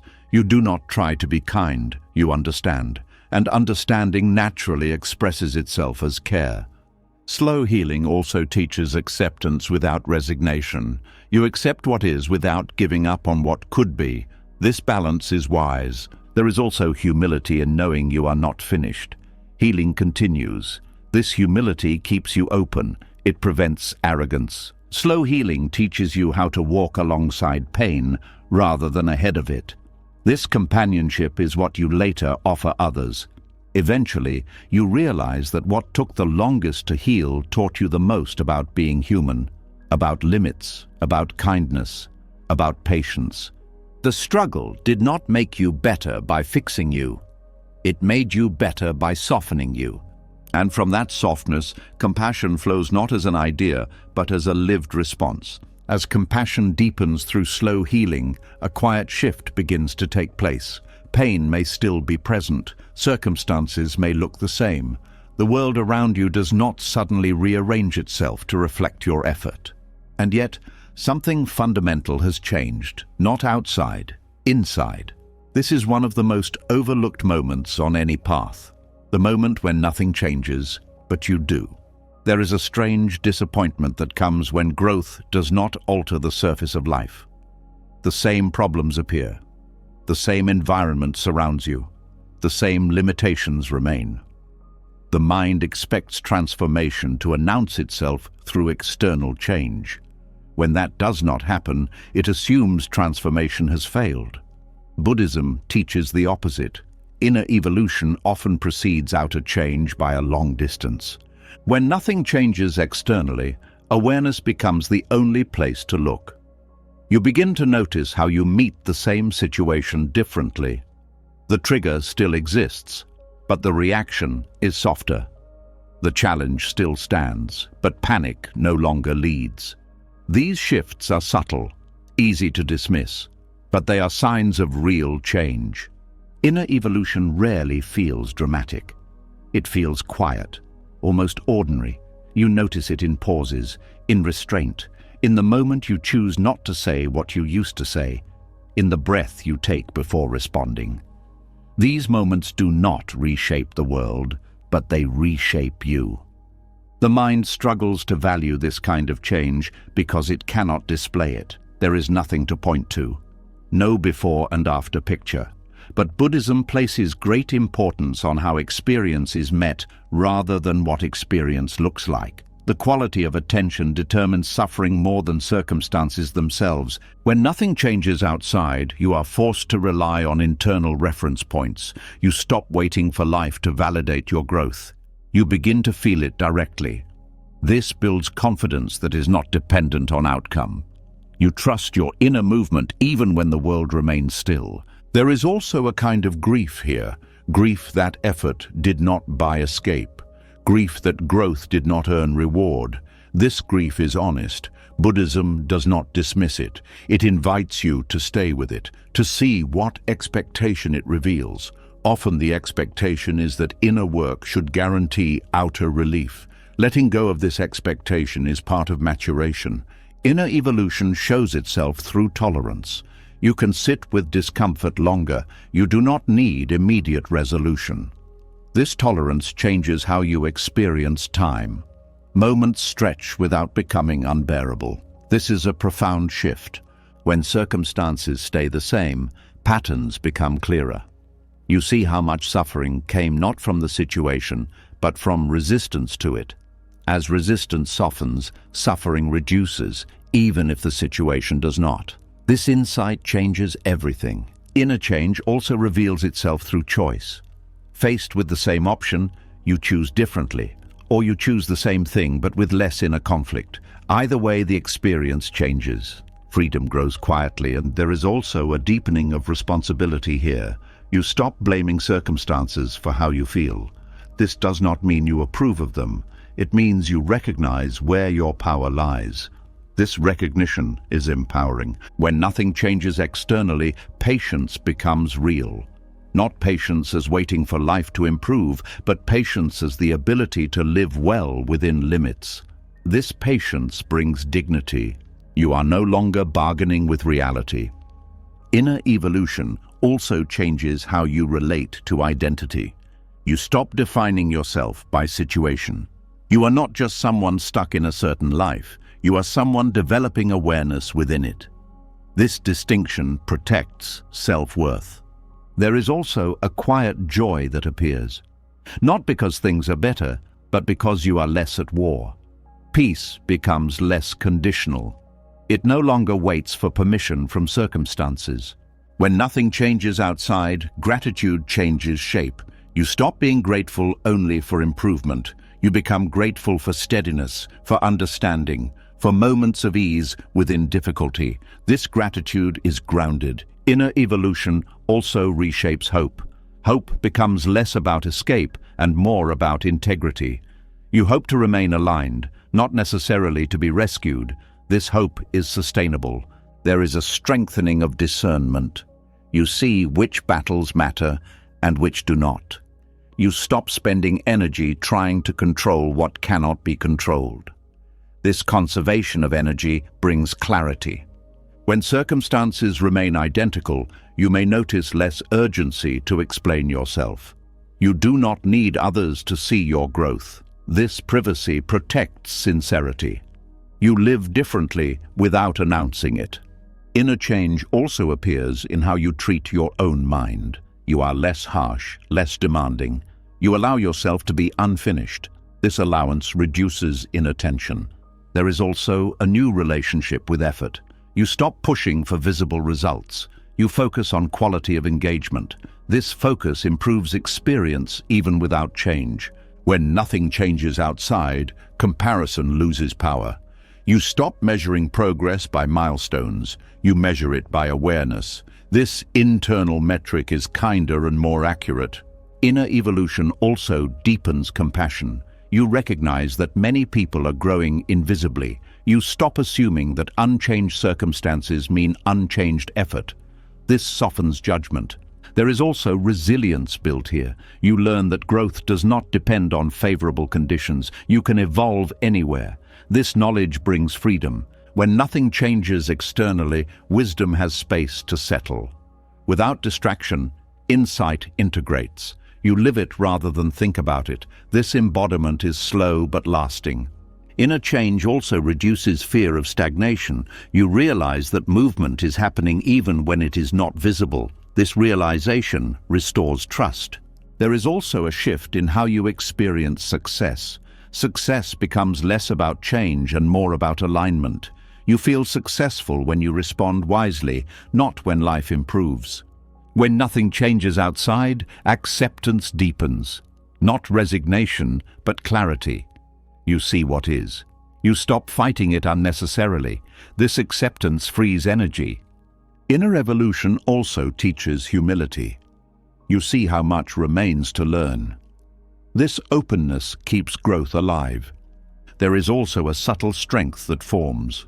You are no longer easily shaken by lack of progress. You know that change is happening where it matters. When nothing changes externally, inner evolution becomes its own reward.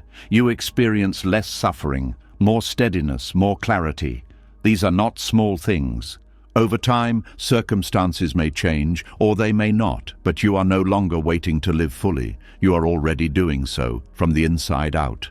And this is one of the deepest truths of the path. Life does not need to look different for you to be different within it. And that difference changes everything about how life is lived. When you begin to recognize inner change without outer confirmation, another challenge quietly appears. You start to see how much of your self-worth was tied to becoming finished. Better, clearer, resolved.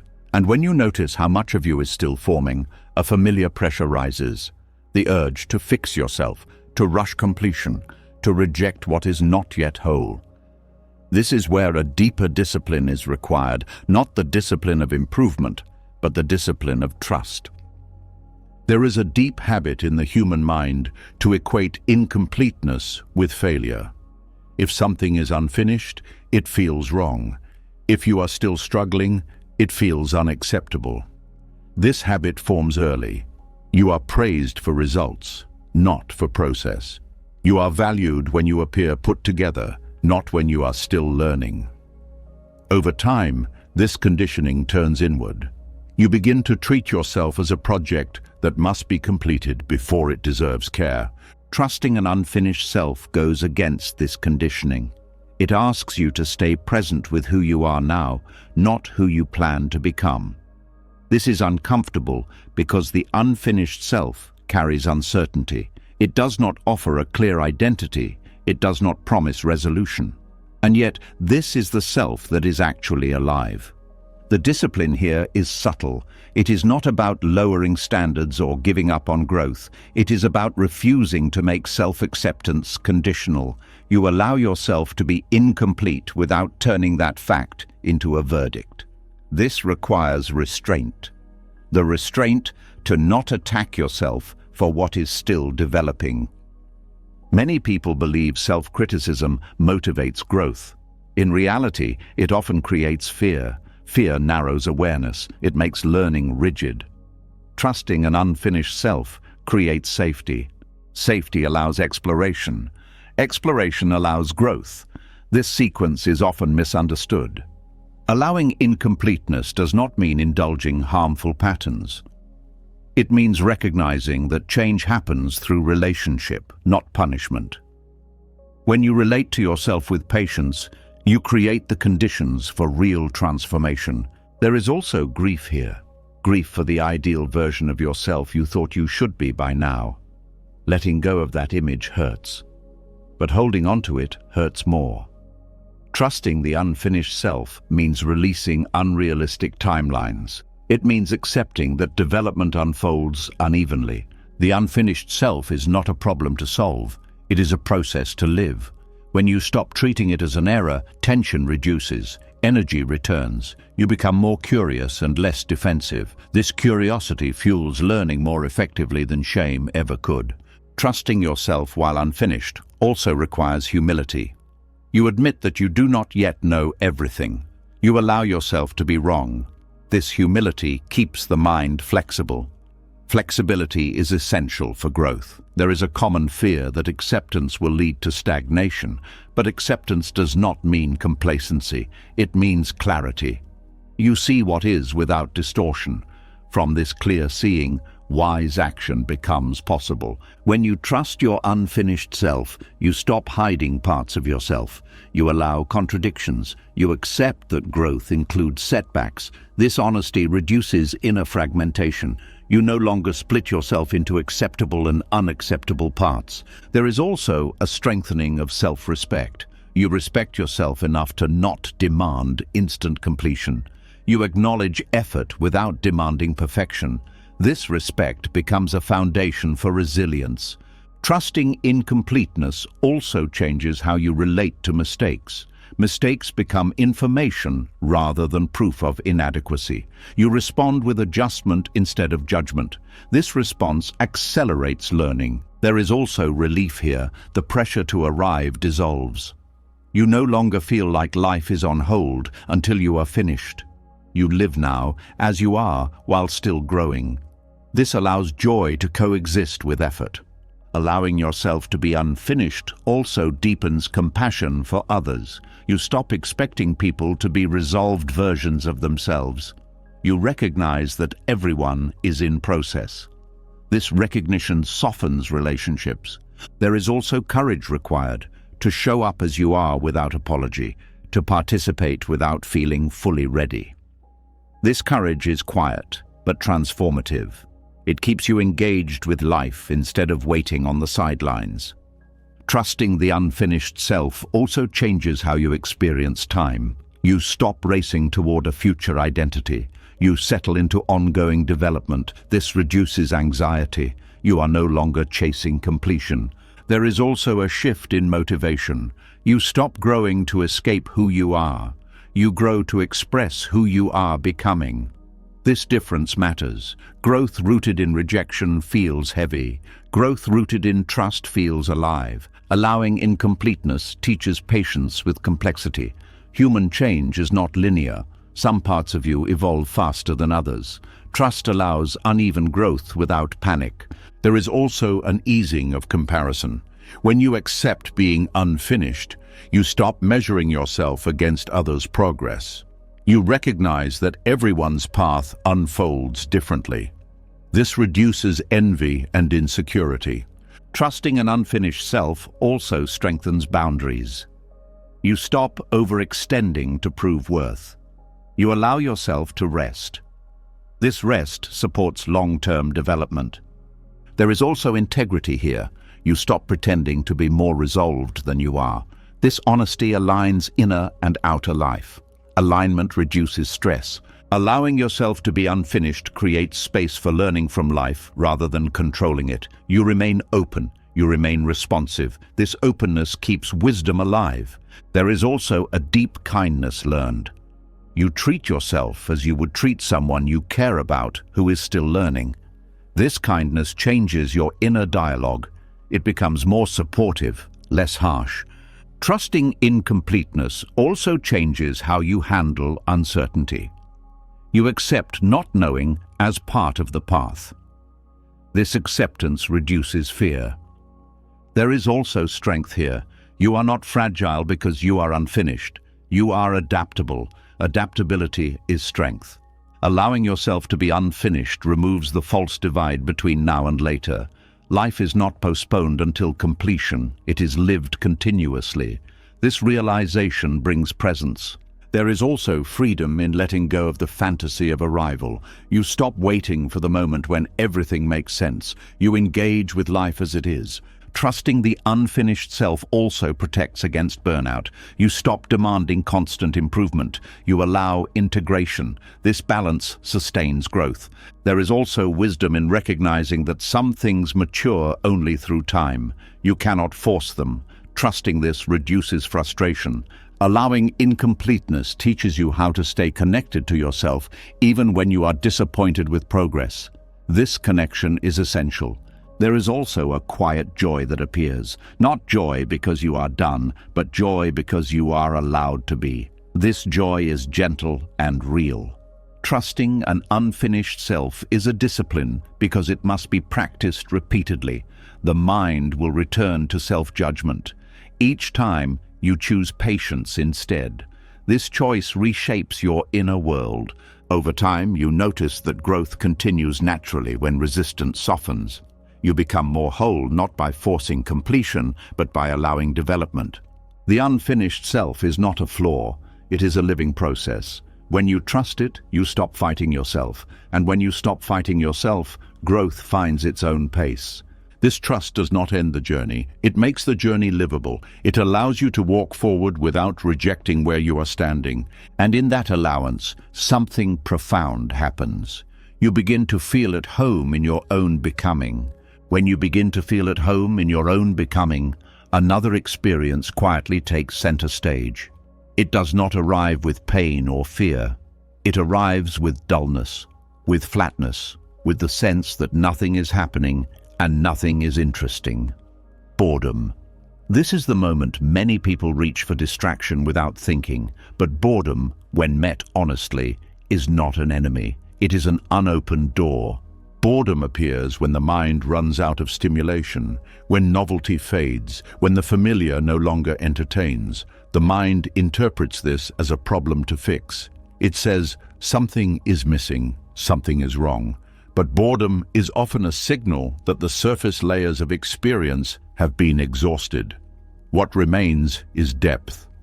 The modern mind is trained to avoid boredom at all costs. Noise is always available. Screens, tasks, conversations, thoughts. Boredom threatens this constant motion. It removes the usual rewards. Without stimulation, the mind feels exposed, and exposure feels uncomfortable. But boredom is not emptiness. It is the absence of distraction. When distraction falls away, awareness has space to settle. This settling feels unfamiliar. The mind does not know what to do without something to chase, so it labels the moment as boring. In Buddhist understanding, boredom is a threshold. It appears when craving weakens. When the pull toward entertainment loosens, attention is freed. But freedom can feel like nothingness before it feels like peace. Many people turn back at this point, never discovering what boredom reveals. Boredom slows time. Minutes stretch. Sensations become more noticeable. Restlessness rises. This restlessness is not caused by boredom. It is revealed by it. Without stimulation, you feel the urge to escape more clearly. This clarity is valuable. It shows you where attachment lives. When you stay with boredom instead of escaping it, something shifts. Attention drops out of the mind and into the body. You notice breathing, posture, subtle tension. These details were always present, but noise covered them. Boredom removes the cover. There is wisdom here because presence lives in simplicity. When nothing exciting happens, you are left with what is. This is the ground of insight. Insight does not require intensity. It requires honesty. Boredom also dissolves the belief that life must always feel meaningful to be meaningful. It teaches that value is not dependent on stimulation. Ordinary moments contain depth when they are met fully. There is discomfort in boredom because it removes identity props. When you are not doing, producing, or consuming, who are you? This question surfaces naturally. Buddhism does not rush to answer it. It lets it sit. Letting the question remain is part of the teaching. Boredom also reveals impatience, the desire for something else, somewhere else, someone else. Watching this desire without obeying it trains restraint. Restraint strengthens attention. There is also creativity hidden here. When the mind stops consuming, it begins to notice connections. Subtle ideas arise, not because you forced them, but because space allowed them. Many insights emerge from boredom, not excitement. Boredom teaches you how dependent you are on stimulation for mood regulation. Without entertainment, emotions surface. Sadness, irritation, loneliness. These emotions were already there. Boredom gives them room. Meeting them builds emotional maturity. When boredom is allowed, the nervous system recalibrates. Constant stimulation keeps it activated. Boredom invites rest. At first, rest feels uncomfortable. Over time, it feels nourishing. There is also humility here. You stop expecting life to entertain you. You accept responsibility for how you meet moments. This acceptance reduces entitlement. It deepens gratitude. Boredom sharpens perception. Without distraction, senses awaken. You notice sounds you ignored. Light shifts, small movements. The world becomes more detailed. Presence deepens naturally. There is also patience learned here, waiting without demand, allowing moments to unfold. This patience reduces anxiety. You stop rushing time. Boredom challenges the idea that excitement equals aliveness. You discover that quiet awareness is also alive, in some ways more alive. There is fear beneath boredom, fear of stillness, fear of self, fear of nothing happening. Staying with boredom gently exposes these fears. Exposure weakens them. Boredom also teaches trust. Trust that meaning does not disappear when stimulation does. Trust that awareness is enough. This trust is subtle but transformative. When boredom is resisted, it grows unpleasant. When it is allowed, it opens. What felt dull becomes spacious. What felt empty becomes receptive. There is also discipline here, the discipline to not immediately escape, to stay, to observe.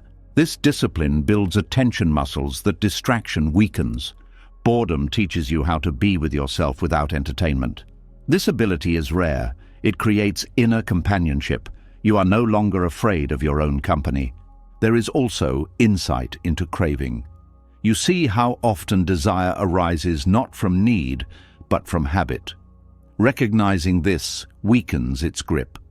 Boredom reveals the mind's addiction to change. Change feels safe. Stillness feels risky, but insight lives in stillness.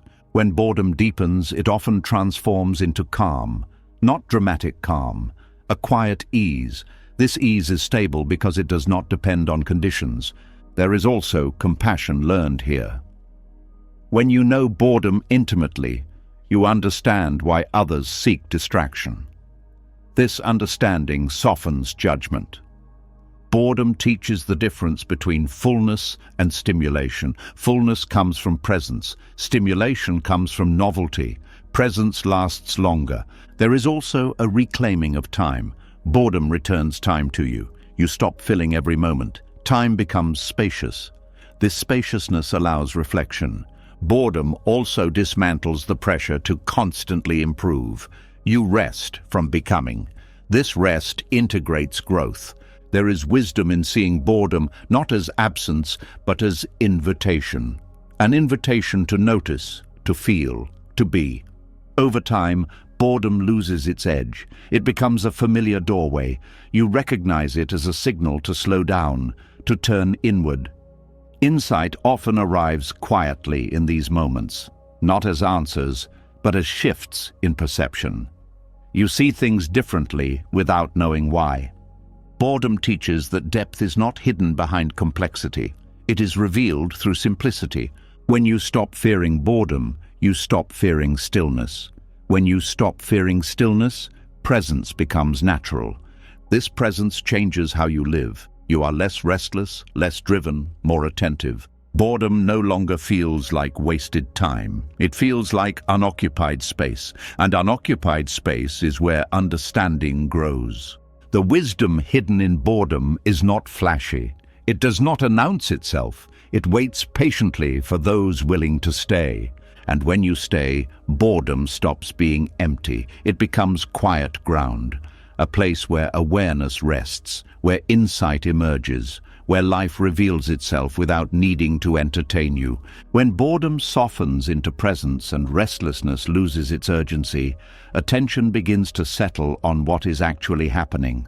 Not big moments, not dramatic changes, just small movements, small choices, small efforts that once felt too minor to matter. This is where another habit of the mind reveals itself. The habit of dismissing what is small, of overlooking what is quiet, of believing that only big steps count.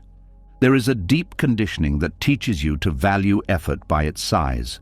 Big changes feel worthy, small actions feel embarrassing. You tell yourself that if you cannot do more, you should wait. That partial effort is not real effort.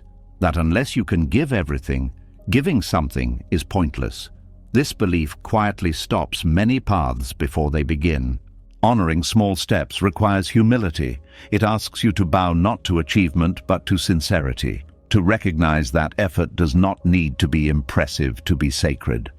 This goes against the voice that says you must earn your right to continue by doing more. Small steps are often the only steps available. Energy fluctuates, circumstances limit, healing takes time. When you wait for ideal conditions, movement stops. When you honor small steps, life continues. There is a tenderness required to respect minimal effort. You must stop measuring worth by output. You must allow yourself to act within your capacity rather than against it. This is not lowering standards. It is aligning standards with reality. Small steps keep you connected. They maintain relationship with the path. Even when momentum is low, a small action keeps the thread unbroken. This continuity matters more than intensity. The mind often says small steps are meaningless, but meaning is cumulative. One small action rarely transforms a life, but repeated small actions reshape direction. Over time, direction determines destination. Honoring minimal effort also protects against self-rejection. When you dismiss small steps, you dismiss yourself. You tell yourself that who you are today is not enough to begin. This creates shame. Shame paralyzes. Respect liberates. In Buddhist practice, a single breath taken with awareness is considered complete practice. Not because it solves everything, but because it honors presence. The value lies in sincerity, not scale. Small steps also build trust. Each time you act within your capacity, you prove to yourself that you can continue. This trust accumulates quietly. It does not shout. It steadies. There is also patience learned here. When progress is small, you must wait without frustration. This waiting trains endurance. It strengthens the ability to stay without rushing. Honoring small steps also changes how you view others. You stop expecting dramatic change. You recognize effort where you once saw stagnation. This recognition deepens compassion. Small steps protect you from burnout. Large efforts demand recovery. Small efforts can be sustained. Sustainability matters more than bursts of motivation. There is also dignity in doing what you can, even when it feels insignificant, especially when it feels insignificant. Dignity does not come from scale. It comes from honesty. Small steps teach you to listen to your limits. Limits are not enemies, they are information. When you respect them, you act wisely. When you ignore them, you break. There is also courage in allowing effort to be small. It means letting go of image, letting go of the need to appear capable. You choose authenticity over performance. Honoring minimal effort also dissolves comparison. Small steps cannot be compared easily. They are personal. This privacy protects your path. There is also consistency born here. Small steps are easier to repeat. Repetition builds rhythm. Rhythm builds stability. Stability supports growth. The mind often waits for motivation to do more. Honoring small steps teaches you to act without waiting. Action creates momentum. Momentum creates capacity. Small steps also invite gratitude. When you notice them, you appreciate progress that once went unseen. Gratitude changes how effort feels. It becomes lighter. There is also learning in small steps. You receive feedback quickly. You adjust. You refine. Large steps often skip this refinement. Honoring small effort teaches you to stay present. You cannot hide behind grand plans. You engage with what is directly in front of you. Small steps also soften fear. Large changes feel threatening. Small changes feel manageable. This manageability keeps you moving. There is also faith here. Faith that something small matters. Faith that you matter even when you are not doing much. This faith heals self-worth. Small steps keep the door open. They prevent total withdrawal. Even when you feel lost, one small action keeps you engaged with life. There is also wisdom in recognizing seasons. Some seasons are for leaps, others are for inches. Honoring small steps respects seasonality. Small steps also train attention. You notice details. You refine intention. This attention deepens quality. There is also resilience built here. When you learn to value small effort, setbacks feel less catastrophic. You know you can begin again gently. Honoring minimal effort challenges perfectionism. Perfectionism demands all or nothing. Small steps live in between. They weaken extremes. There is also kindness here. You treat yourself as someone worth encouraging, not someone to punish into improvement.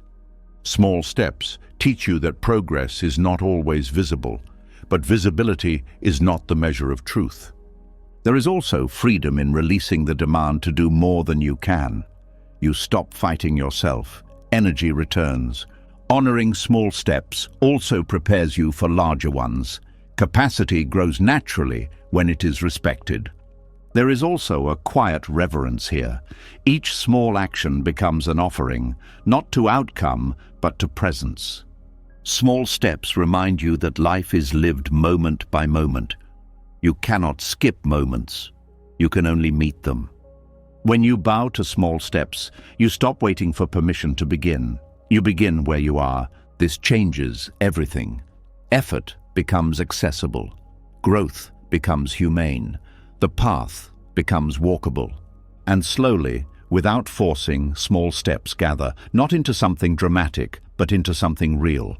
A life lived with care, one honest movement at a time. When you learn to bow to small steps, movement becomes gentle and honest. You stop forcing progress and begin to respect pace. But this shift introduces a new confusion. From the outside, your life may look quiet, less busy, less reactive, less visibly productive, and the mind begins to whisper a dangerous question. Have you become still, or have you stopped moving altogether? This is where many people turn against themselves without realizing it. Stillness and stagnation look similar on the surface. Both lack obvious motion.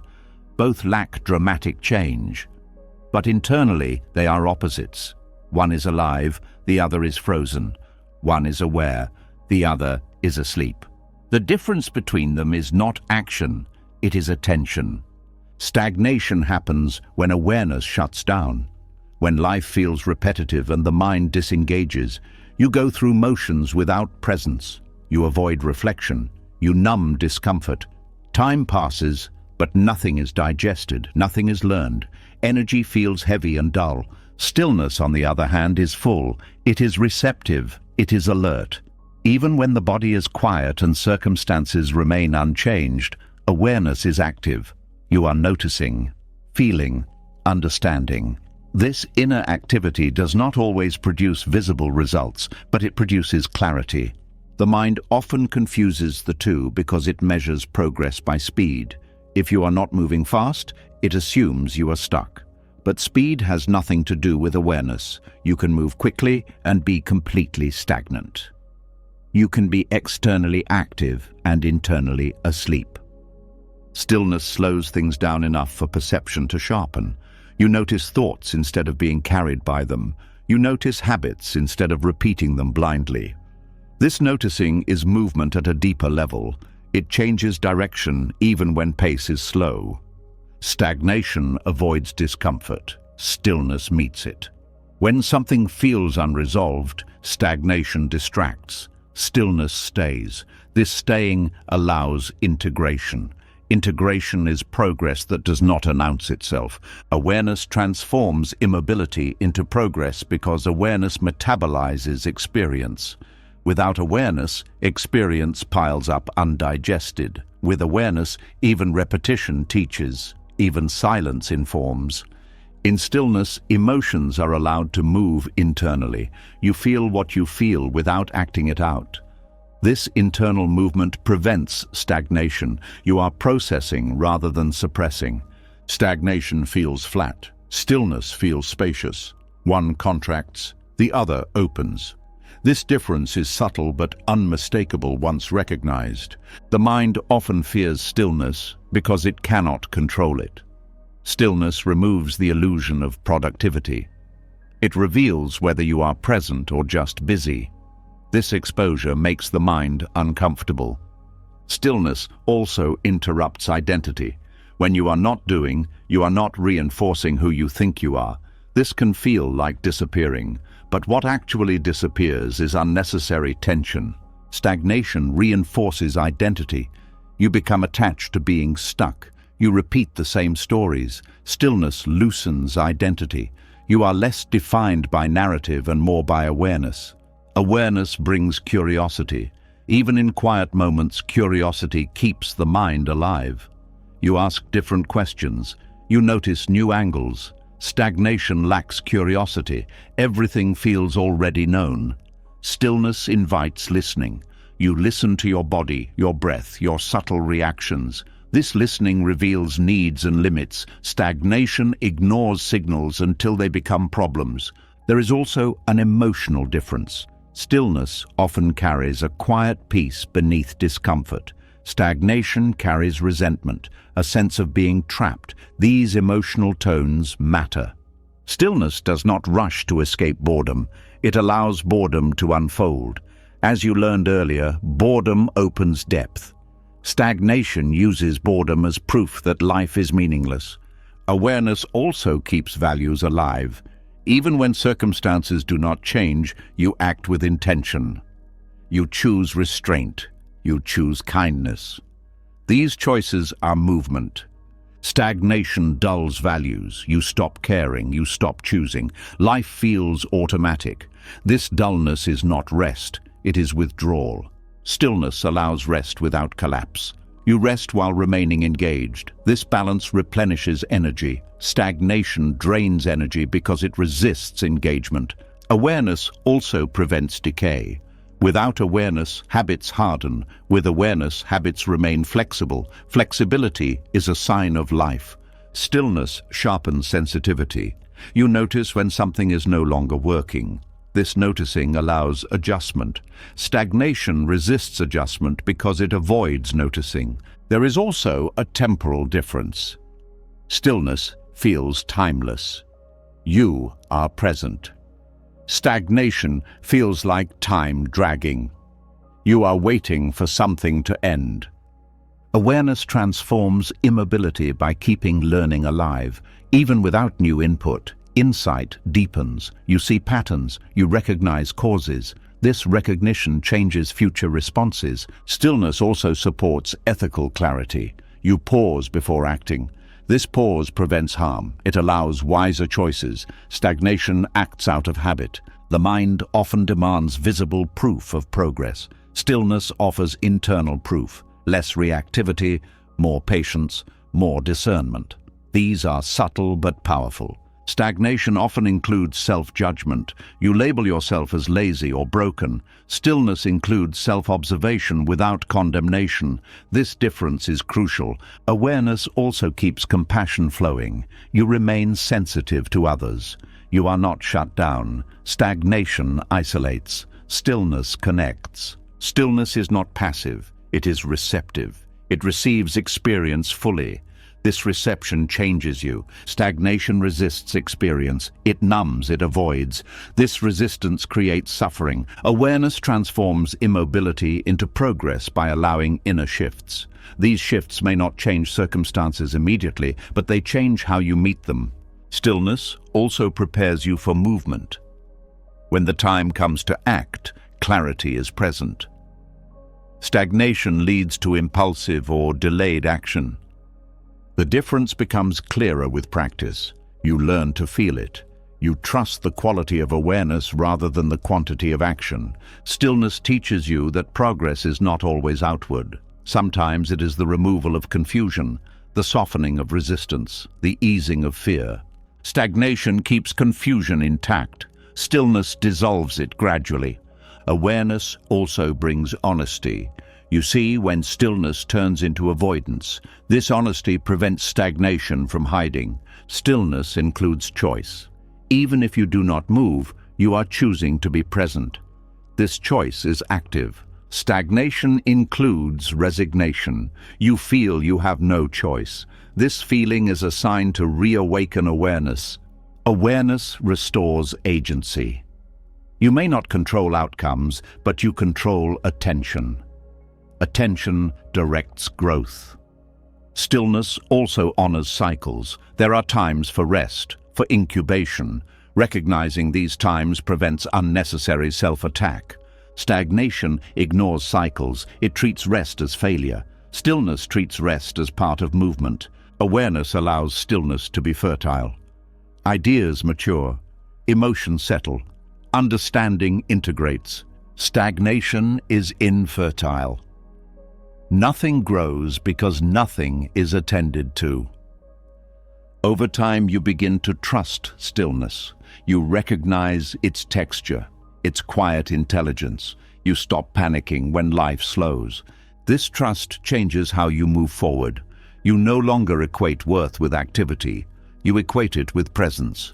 The difference between stillness and stagnation is not visible to others. It is known internally. You feel alive or you feel shut down. Awareness keeps life alive even when it is quiet. It turns pauses into preparation, silence into learning. And when you learn to recognize this difference, you stop abandoning yourself during slow seasons. You remain present.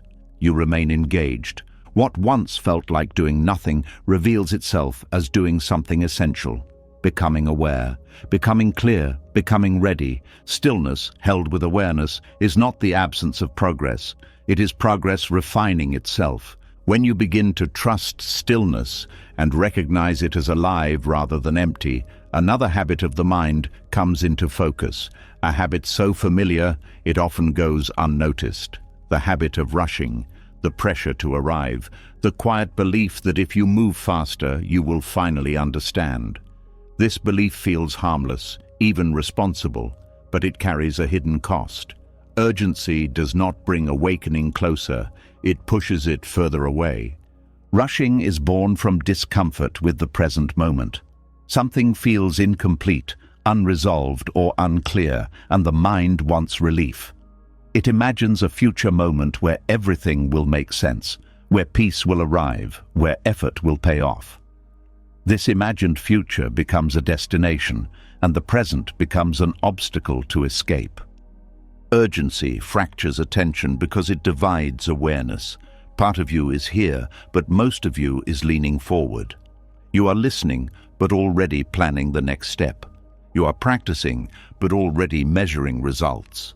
Attention becomes thin, and awakening, which depends on full presence, cannot take root in divided ground.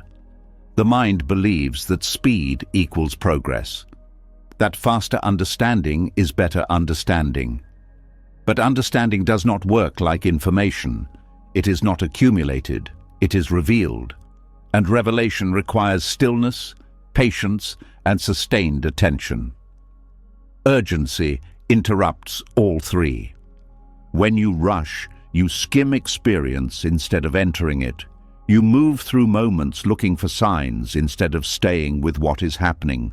This skimming creates the illusion of movement, but nothing integrates. Insights may appear briefly, but they do not settle. They remain concepts rather than lived truth. Urgency also tightens the nervous system. The body prepares for threat when it feels rushed. Muscles tense, breath shortens, perception narrows. In this state, awareness contracts. Awakening requires openness. Urgency produces the opposite. There is also fear beneath rushing, fear of wasting time, fear of falling behind, fear that if you do not hurry, something important will be missed. Buddhism teaches that this fear is rooted in misunderstanding. Nothing essential can be missed when you are present. Presence reveals what matters. Rushing creates a subtle violence toward experience. You are not allowing moments to unfold naturally. You are forcing meaning from them. This force distorts perception. You see what you expect instead of what is. Awakening is not an event you reach. It is a clarity that emerges when resistance drops. Urgency is resistance disguised as effort. It resists uncertainty. It resists not knowing. It resists waiting. This resistance delays realization. When urgency is present, practice becomes goal-driven. You meditate to feel calm. You reflect to gain insight. You act kindly to become better. These motivations are understandable, but they keep attention future-focused. The present becomes a means rather than the ground. Urgency also creates comparison. You measure your progress against others, against ideals, against imagined timelines. Comparison scatters attention. Instead of noticing your own experience, you monitor your position. Awakening requires intimacy, not ranking. Rushing fragments learning. You move on before lessons have settled. You collect ideas without digesting them. This creates mental clutter. Clutter clouds perception. There is also impatience with difficulty. When challenges arise, urgency wants them gone quickly, but difficulty often carries insight. Rushing past it skips understanding. The lesson returns later, often louder. Urgency feeds restlessness. Even when nothing is wrong, something feels off. This restlessness keeps the mind busy. Busy minds rarely see clearly.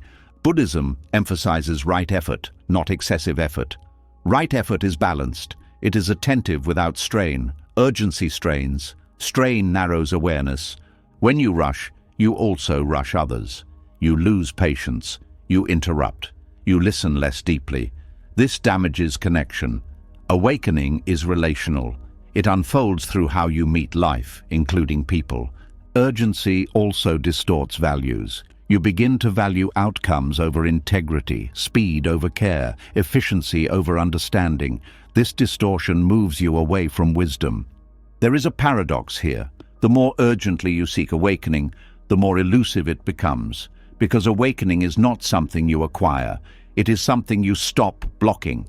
Urgency blocks. Rushing creates mental noise, thoughts multiply, questions stack, analysis intensifies, silence recedes. As you learned earlier, silence is fertile ground. Urgency uproots it.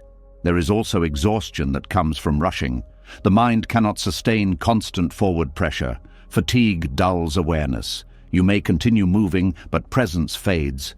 Urgency makes you distrust the moment. You treat now as insufficient. This distrust erodes peace. Peace is not found later. It is found in how you relate to now. Awakening requires patience not because it takes time, but because patience allows depth. Without patience, depth cannot be entered. Everything remains surface. When urgency softens, something surprising happens. Time feels different. You are not waiting for the next moment.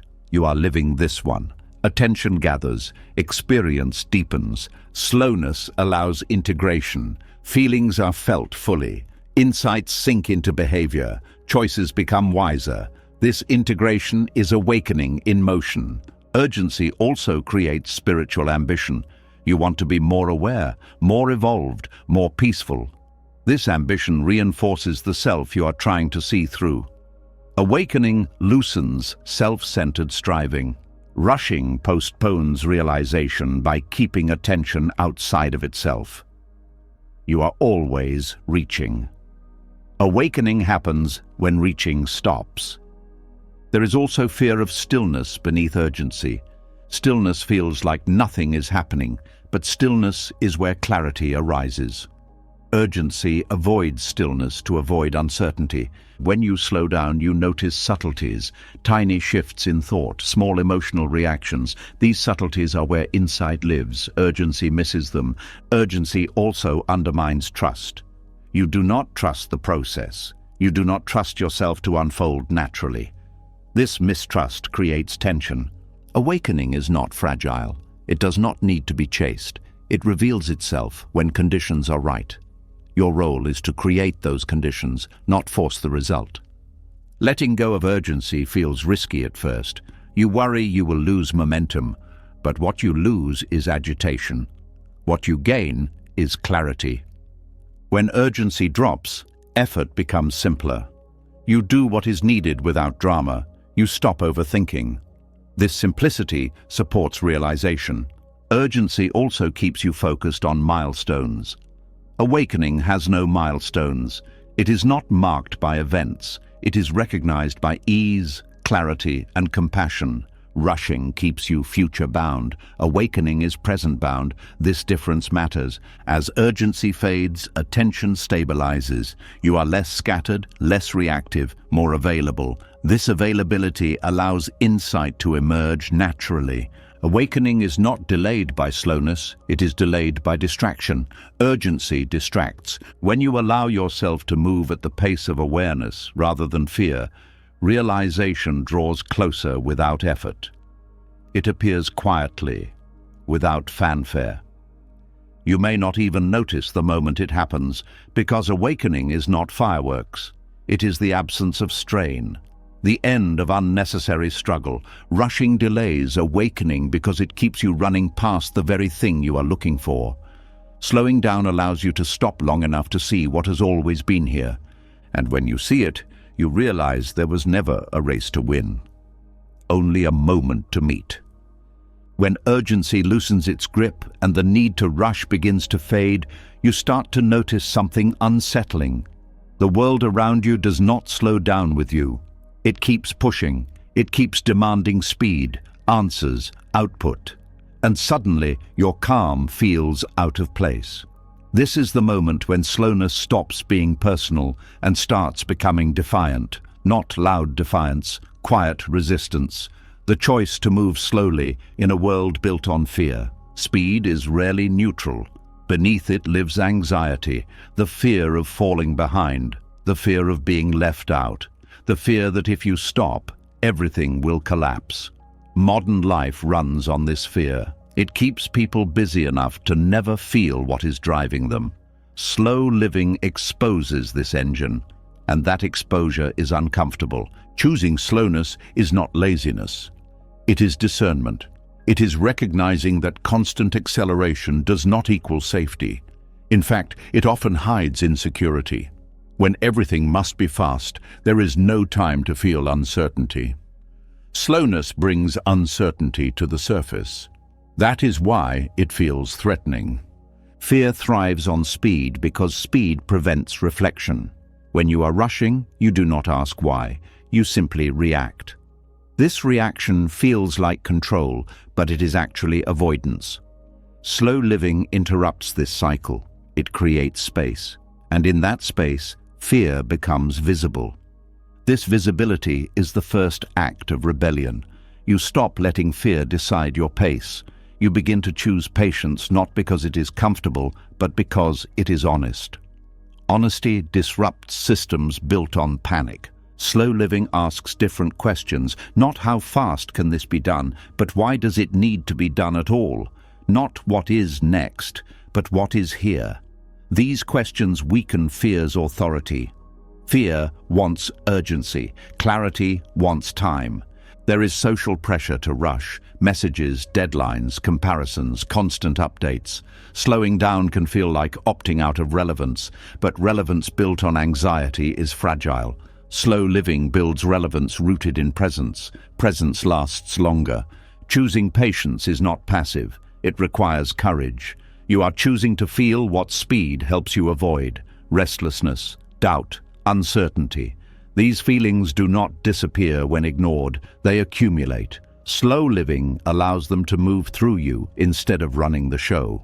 Fear tells you that slowing down will cost you opportunities. Sometimes it does. But fear does not tell you what speed costs. Speed costs depth. Speed costs connection. Speed costs the ability to listen to yourself. Slow living restores relationship with the body. The body does not rush naturally. It responds to rhythm. When you slow down, signals become clearer. Hunger, fatigue, emotion. This clarity improves decisions. Fear prefers disconnection from the body because disconnection makes control easier.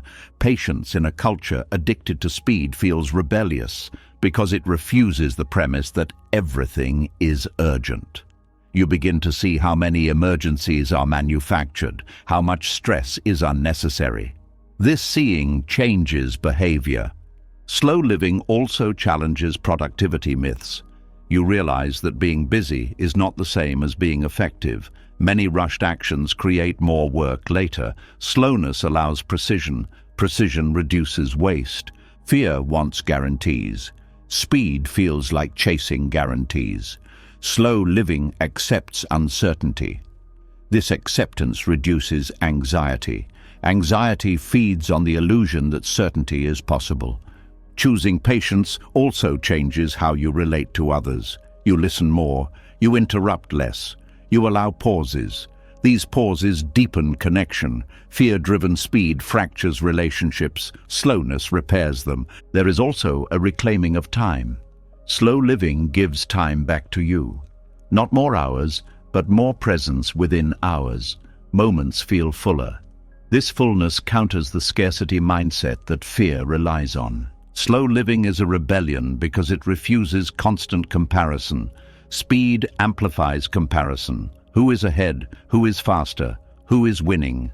Slowness dissolves this race. You stop measuring yourself against others' pace. Fear thrives on the belief that you are late, late to success, late to clarity, late to life. Slow living questions this belief. You ask, late according to whom? This questioning weakens fear. Choosing patience also reshapes ambition. Ambition driven by fear feels desperate. Ambition guided by slowness feels intentional. You choose goals that align with values rather than panic.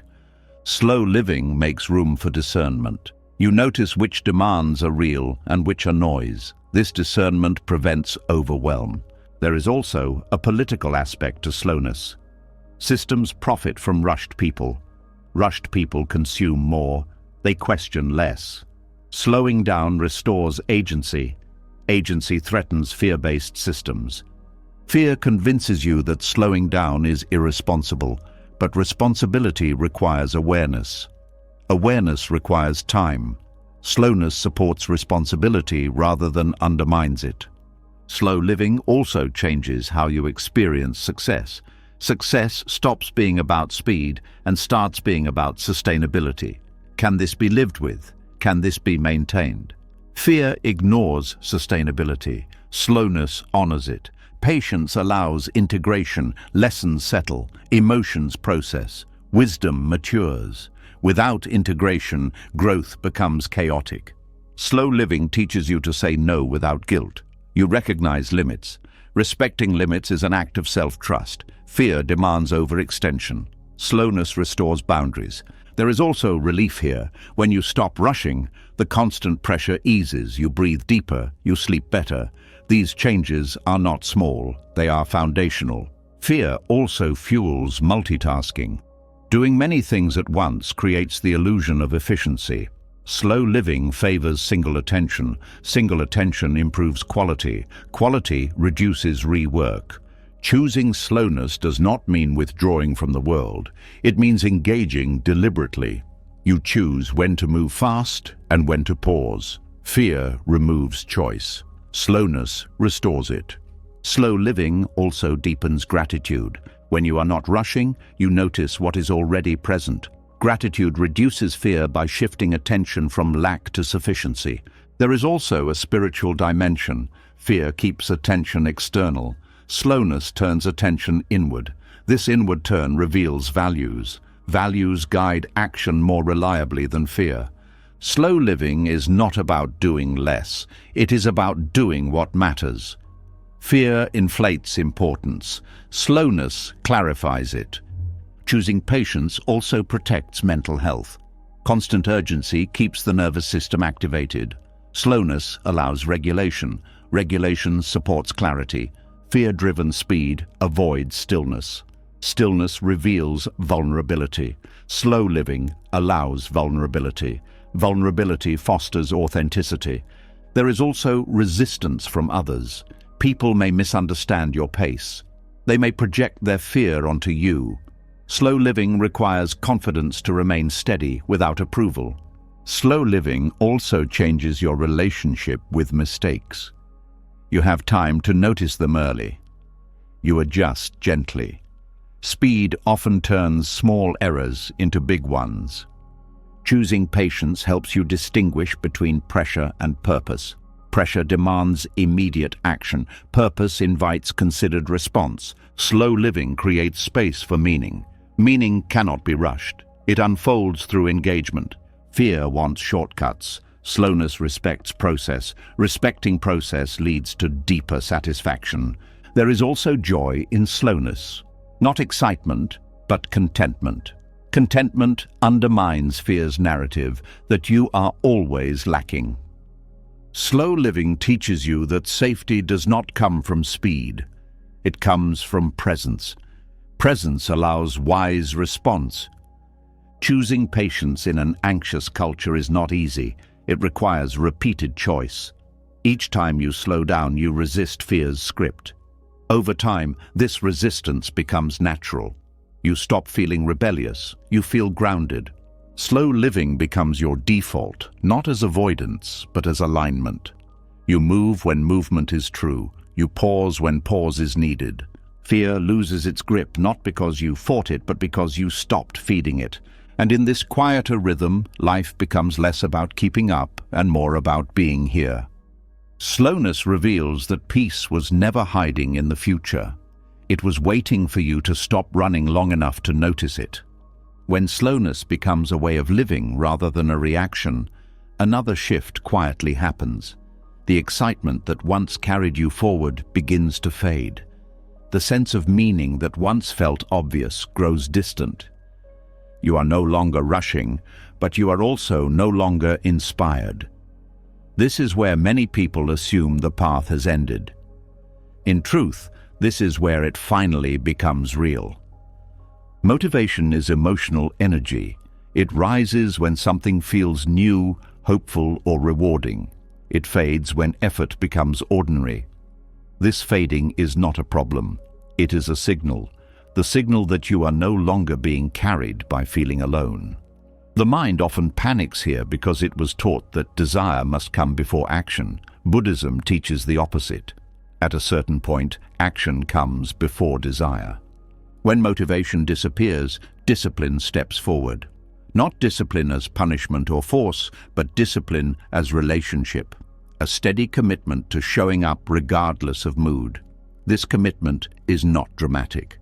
It does not feel powerful. It feels plain. And that plainness is exactly why it works. Inspiration depends on conditions. Discipline depends on values. When conditions change, inspiration leaves. When values are clear, discipline remains. Spiritual maturity begins when values guide action more than feelings do. There is disappointment when motivation fades. You may grieve the loss of excitement. You may wonder if something is wrong with you. This grief is natural. It marks the end of a phase where effort was fueled by emotion. What replaces it is quieter but stronger. Discipline without motivation feels uncomfortable because it removes emotional reward. You do not feel uplifted for doing the right thing. You simply do it. This reveals sincerity. Are you walking this path for how it makes you feel, or because it reflects who you are becoming? Trusting the path when motivation disappears requires patience. You must continue without internal applause. The mind may complain. It may say this is pointless. But discipline does not argue. It acts gently, repeatedly. There is a misconception that discipline is rigid. In reality, true discipline is adaptive. It listens to limits. It adjusts pace. It does not abandon the path, but it does change how it walks. When motivation is gone, discipline simplifies practice. You stop trying to do everything. You focus on what is essential. This simplicity protects against burnout. Discipline also builds trust in yourself. Each time you show up without wanting to, you prove that your commitment is deeper than mood. This trust is grounding. You no longer fear emotional fluctuation. There is also freedom here. Motivation can be intoxicating, but it is unstable. Discipline frees you from dependence on inner weather. You are no longer controlled by how you feel. Spiritual maturity involves accepting dryness, accepting repetition, accepting effort without reward. These acceptances deepen presence. You stop chasing experience and start embodying values. Discipline also teaches humility. You stop assuming that progress should feel good. You accept that growth can be quiet, even dull. This humility protects against spiritual ego. When inspiration fades, many people quit because they believe something essential is missing. Buddhism teaches that what is missing is illusion. Illusion, that feeling, determines meaning. Discipline reveals meaning through consistency. There is also clarity here. Without motivation clouding perception, you see your resistance clearly. You notice excuses, you notice avoidance. This noticing allows honest adjustment. Discipline without motivation also deepens compassion. You understand how hard it is to continue when nothing feels rewarding.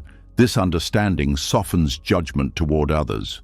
There is also endurance built here, not endurance of suffering, but endurance of ordinariness. Most of life is ordinary.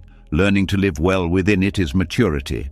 Trusting the path when motivation disappears requires letting go of the idea that growth should feel inspiring. Growth often feels repetitive. Discipline allows repetition to continue. Discipline also protects rhythm. You maintain a cadence. This rhythm stabilizes the nervous system. Stability supports insight. When motivation is gone, discipline prevents regression. You do not slide backwards simply because you feel flat. This steadiness preserves progress. There is also wisdom here. You learn the difference between desire and direction. Desire fluctuates. Direction remains. Discipline teaches you to act from intention rather than impulse. This shift changes how decisions are made. You become less reactive. Trusting the path without motivation also changes your relationship with time. You stop waiting for feeling to return. You live now. There is also peace here. Not excitement, but quiet steadiness. You are no longer negotiating with yourself constantly. Discipline does not eliminate doubt. It coexists with it. You act while unsure. This is maturity. When motivation disappears, discipline reveals whether the path is integrated into your life or dependent on special states. Integration lasts. There is also dignity in continuing without inspiration. You are not performing spirituality. You are living it. Discipline replaces inspiration not because inspiration is bad, but because inspiration is temporary. Discipline sustains what inspiration begins. Spiritual maturity is not feeling enlightened. It is behaving with care when you feel nothing special at all. There is also resilience here. You are less shaken by emotional lows. You know they do not define direction. Trusting the path when motivation disappears teaches you that meaning is not always felt. Sometimes it is enacted. Discipline also refines intention. You stop doing things for how they make you feel. You do them because they align with what matters. This alignment becomes its own reward, quiet, stable, reliable. Over time, motivation may return, or it may not. But your commitment no longer depends on it. You have learned to walk without emotional fuel, to continue without excitement, to trust without reassurance. This is not a loss. It is graduation. The path becomes less dramatic and more honest, less about experience and more about embodiment. And in this embodiment, something subtle happens. You stop asking whether you are motivated enough. You simply continue, and that continuation, steady and unremarkable, is what spiritual maturity actually looks like. When discipline replaces inspiration and you continue without emotional fuel, a new temptation quietly appears. The temptation to push harder, to speed things up, to demand results from yourself now that you are committed. This pressure often disguises itself as dedication, but beneath it lives something sharper, a subtle aggression toward your own becoming. And this aggression, though socially praised, quietly works against transformation. Forcing change begins with impatience toward what is.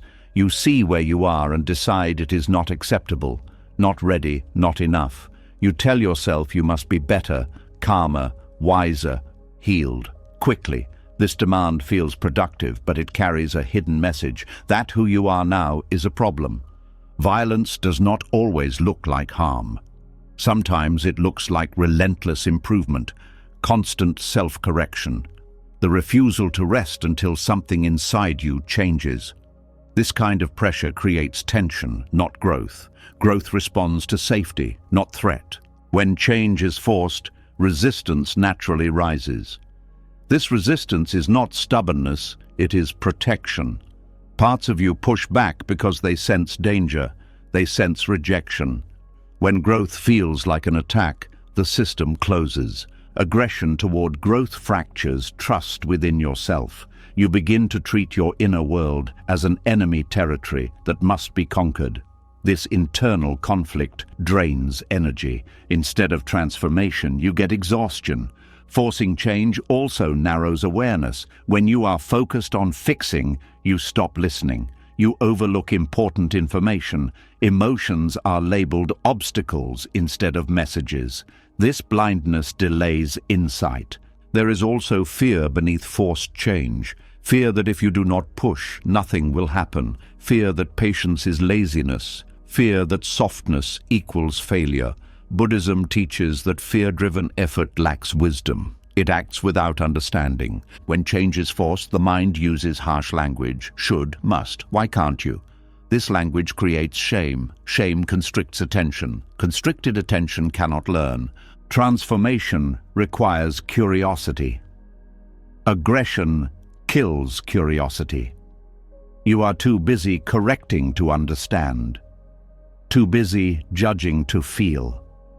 Forcing change also disrupts natural timing. Development has rhythms. Some parts need rest, others need repetition. Pressure ignores rhythm. It applies the same force everywhere. This uniform pressure breaks delicate processes. There is a difference between commitment and coercion. Commitment listens, coercion commands.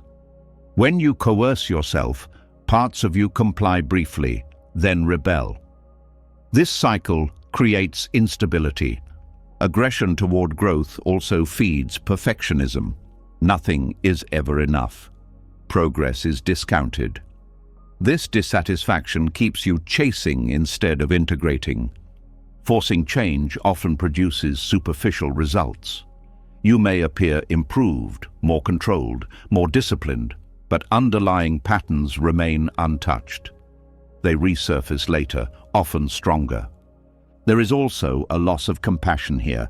When you are harsh with yourself, you become harsh with others. You expect rapid change from them too. This damages connection. Growth forced through pressure lacks resilience. It depends on continued force. When force drops, progress collapses. Sustainable transformation requires internal agreement, not domination. Forcing change also disconnects you from your body. You override signals. You push through fatigue. You ignore discomfort. This disconnection leads to imbalance. Buddhist practice emphasizes right effort. Right effort is gentle. It is firm without being violent. It respects limits. It responds to conditions. Aggression toward growth creates inner fragmentation. Some parts of you want change. Others want safety. Instead of dialogue, you impose authority. This silences important voices. When parts are silenced, they do not disappear. They go underground. They influence behavior indirectly. This creates confusion. Forcing change also undermines trust in process. You do not believe that growth will happen unless you control it.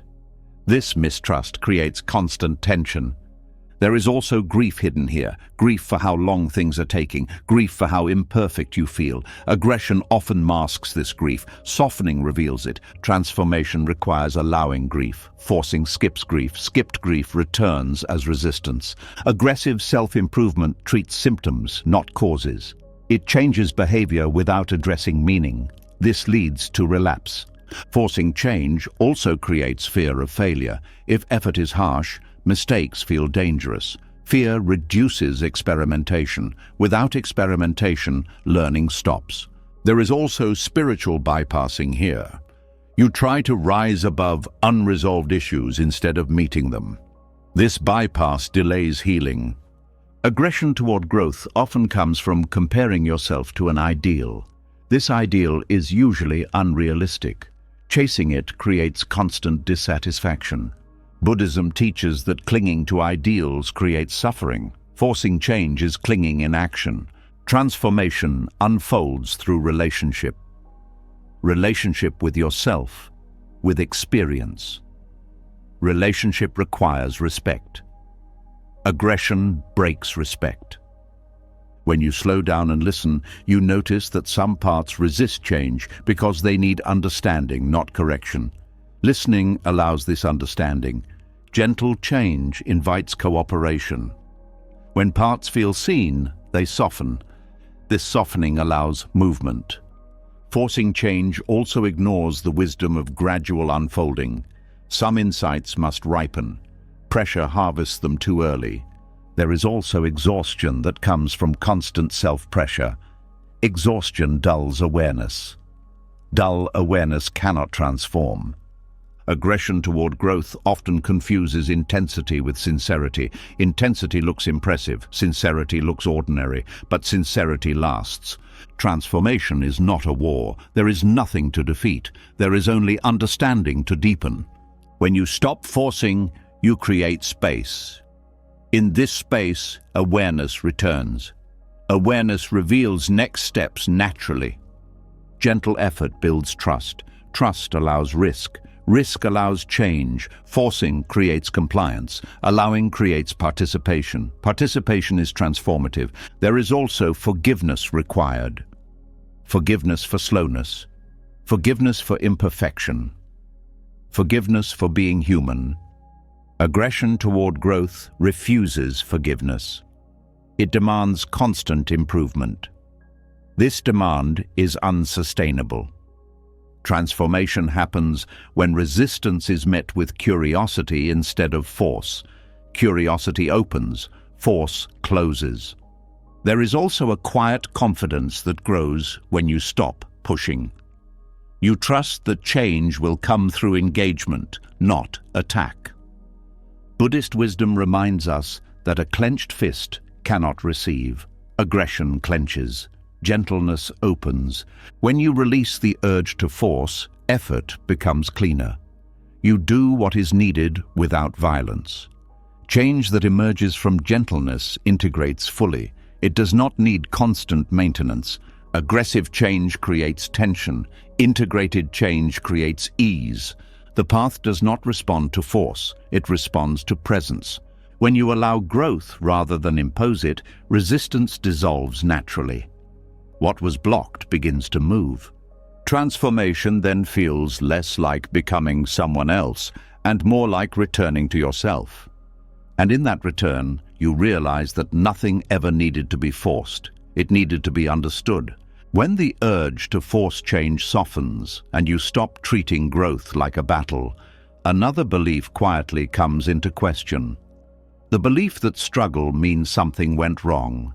That difficulty is a sign of failure. That if the path were correct, it would be cleaner, easier, lighter. This belief is deeply rooted and it creates unnecessary shame. Buddhism offers a different image. Growth does not happen despite the mud. It happens because of it. Struggle is often treated as a mistake, something to escape, something to fix quickly.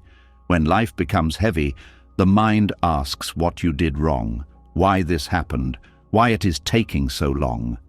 This questioning assumes that ease is the natural state and difficulty is an interruption. But many of the most meaningful transformations arise precisely within conditions that are uncomfortable. The lotus does not apologize for the mud because the mud is not a detour. It is the environment that makes blooming possible. Without the density, the pressure, the darkness, there is no structure for growth. In the same way, human struggle provides resistance that shapes depth, strength, and understanding.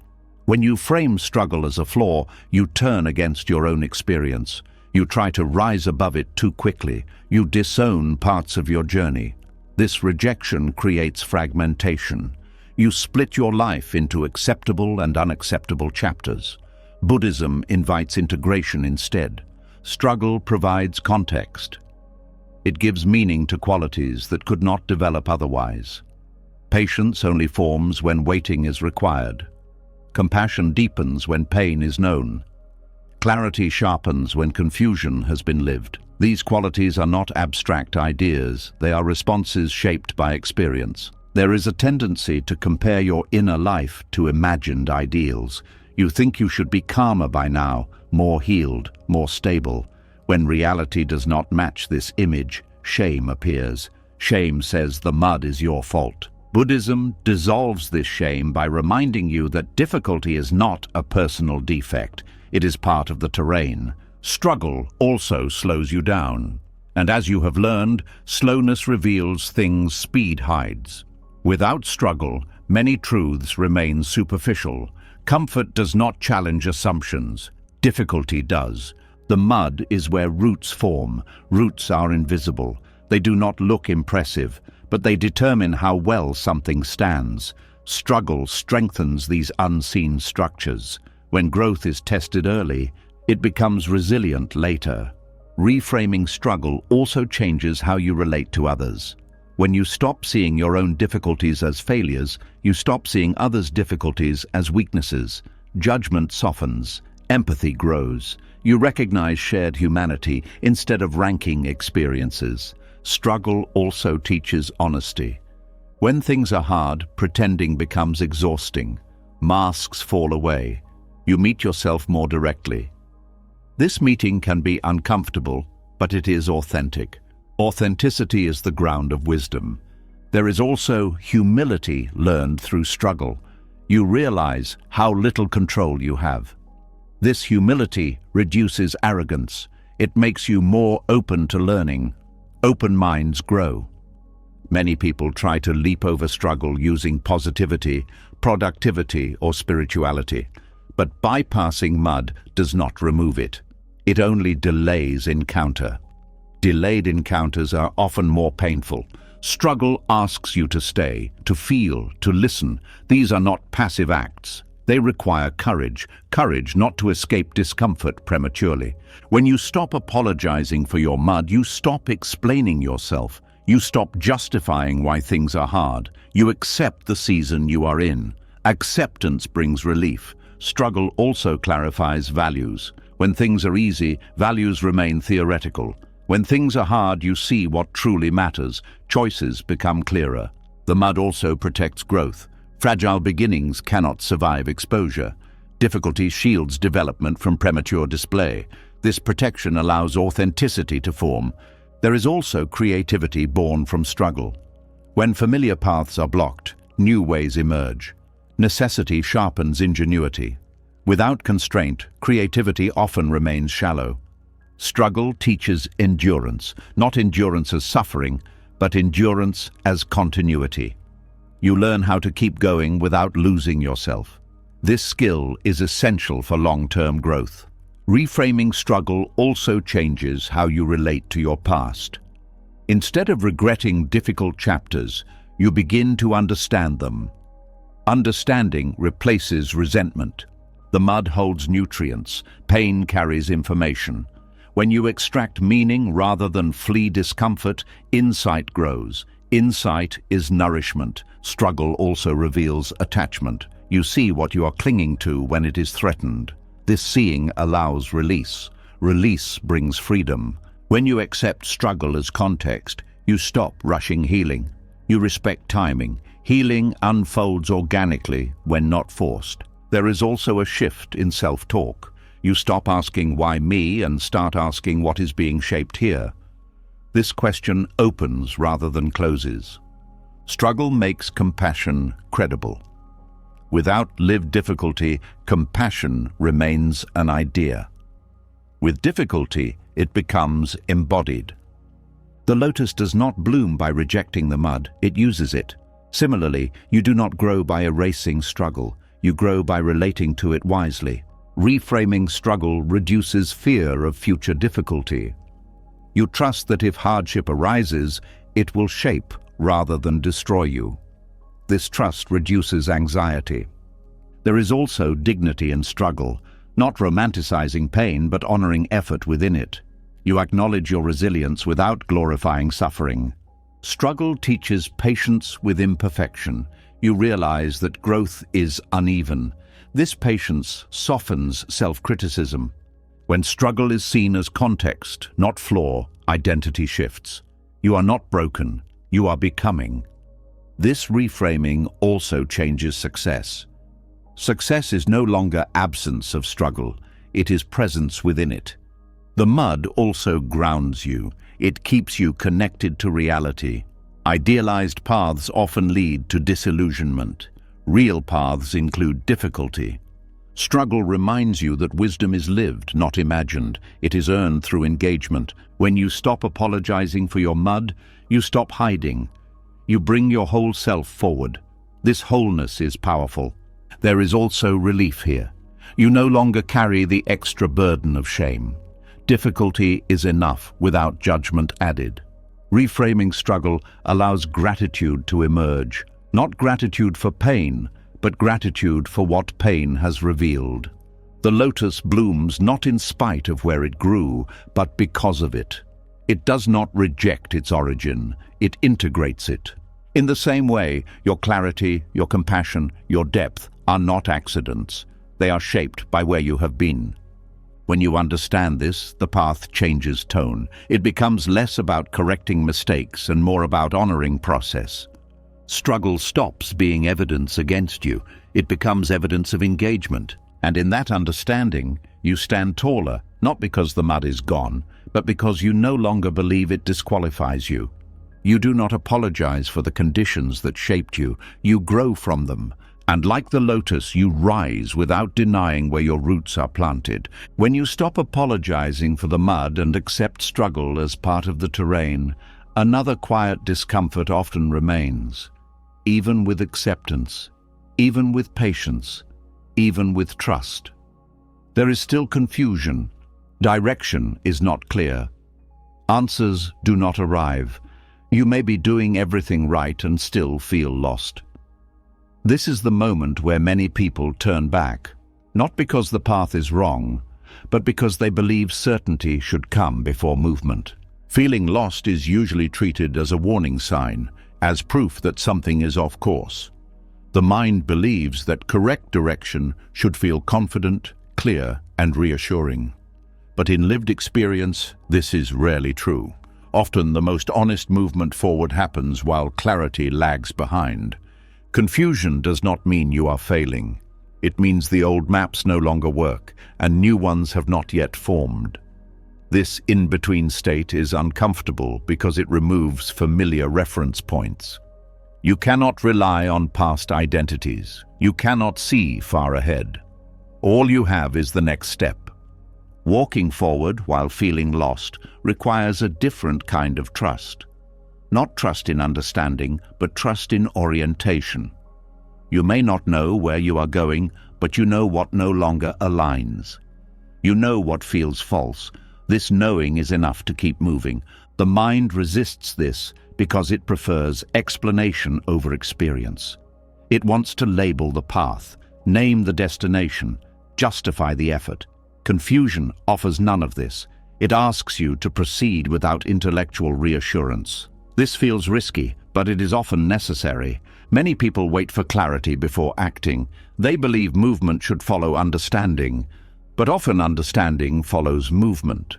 As you walk, Perspective shifts. As perspective shifts, clarity emerges. Waiting for certainty can mean waiting forever.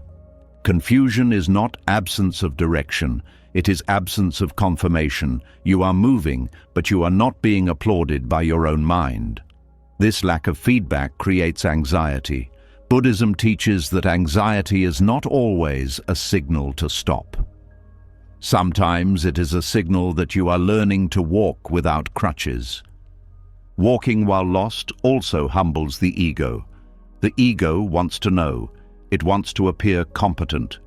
Confusion strips that away. You are forced to admit uncertainty. This admission softens rigidity. Softness allows learning. There is also honesty here. You are no longer pretending to understand more than you do. You engage with life as it is, not as you wish it to be. This honesty aligns you with reality. Feeling lost often arises when deeper values are forming. Old motivations fall away, new ones are not yet articulate. You feel disoriented because your internal compass is recalibrating. This recalibration cannot be rushed. Walking forward in this state teaches discernment. You learn to differentiate between confusion that signals danger and confusion that signals growth. The former feels panicked and contracted. The latter feels uncertain but alive. Confusion can coexist with correct direction because direction is not always cognitive.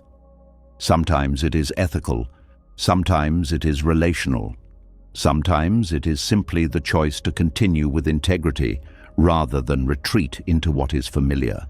There is also patience learned here. You stop demanding immediate understanding. You allow insight to arrive on its own schedule. This patience reduces inner pressure. Walking while lost also strengthens resilience. You learn that not knowing does not paralyze you. You can continue anyway. This ability becomes invaluable during future uncertainty. The mind often equates being lost with being wrong, but many transformative journeys begin with disorientation.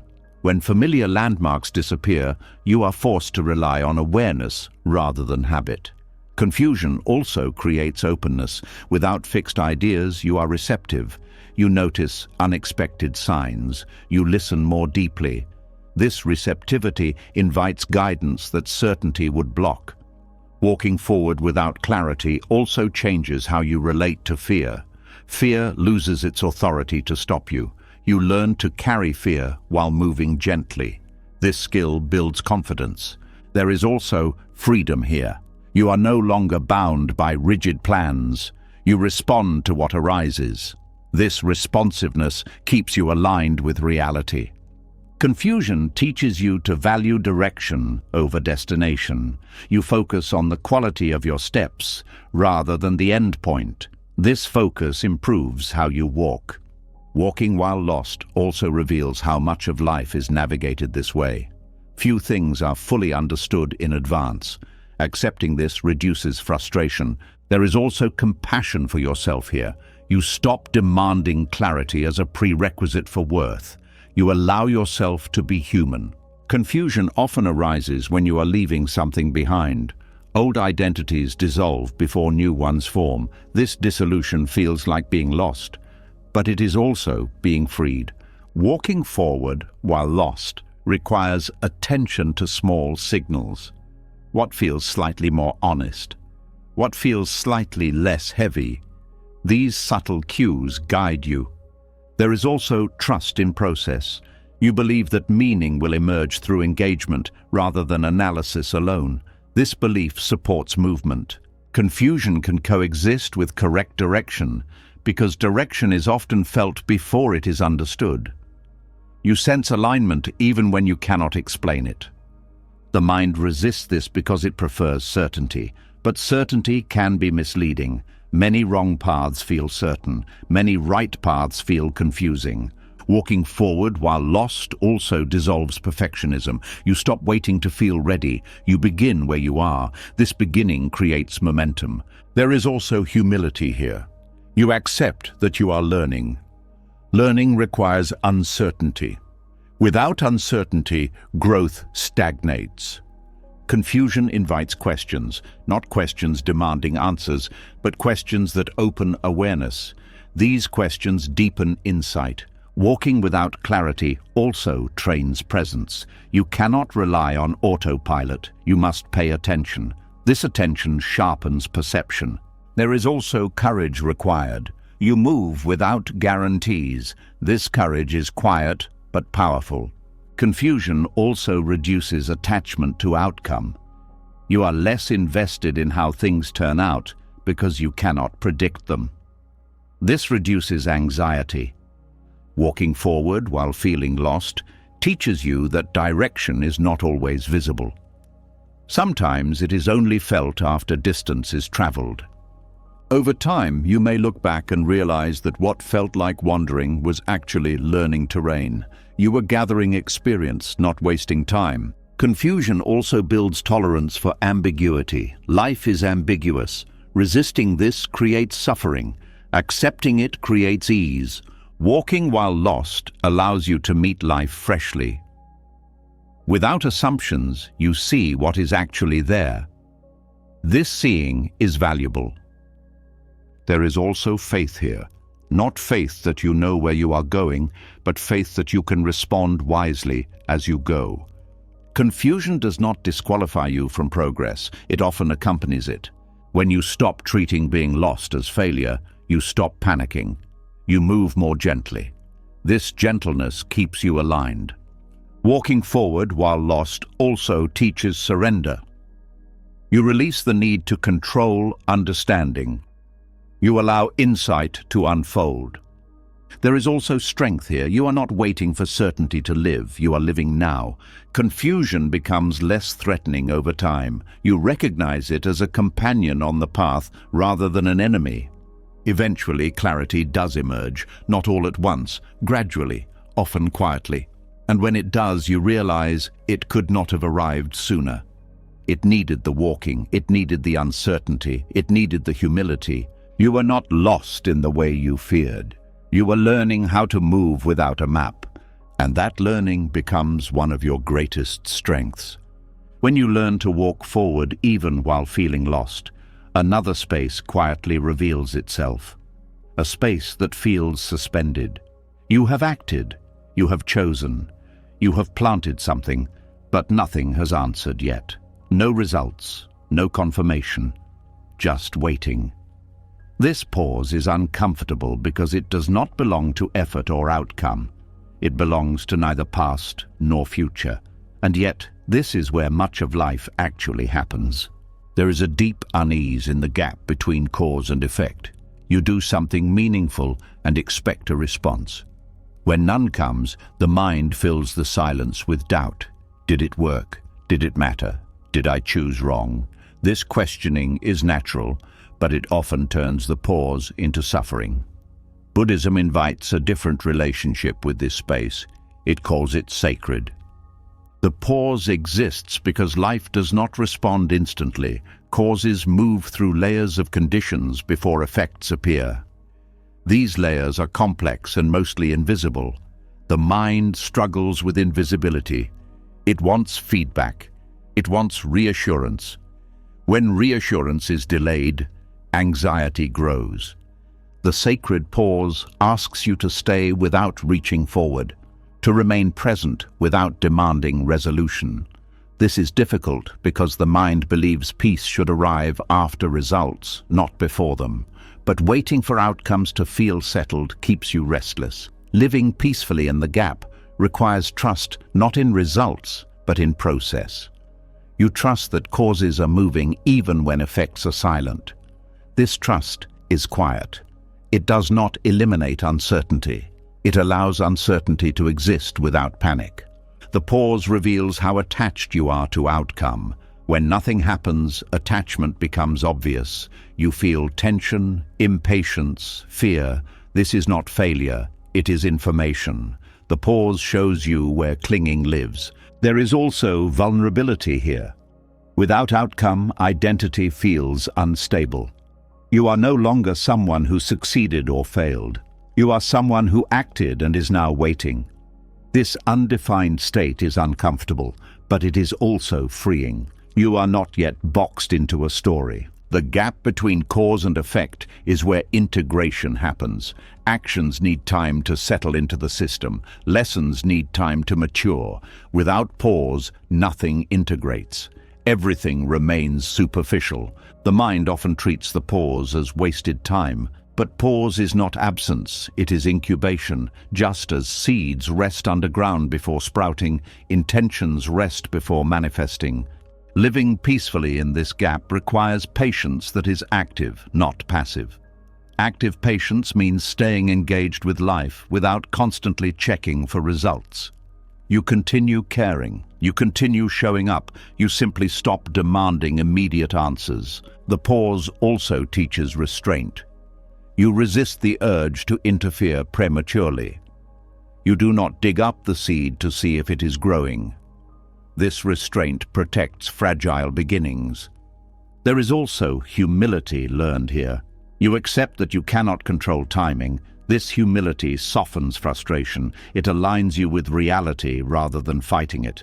The sacred pause challenges the belief that worth is tied to outcome. You learn to value intention and effort without confirmation. This shifts self-worth inward. Waiting without anxiety requires grounding attention in the present. You focus on what can be done now rather than what should happen later. This presence reduces mental agitation. The pause also exposes how often you rush to conclusions. When nothing happens, the mind invents explanations, usually negative. Learning to pause these narratives prevents unnecessary suffering. There is also compassion developed here. You recognize that others are also living in gaps, waiting for healing, for recognition, for change. This recognition softens judgment. The gap between cause and effect also teaches impermanence. Even when effects arrive, they will pass. Knowing this reduces attachment. You appreciate without clinging.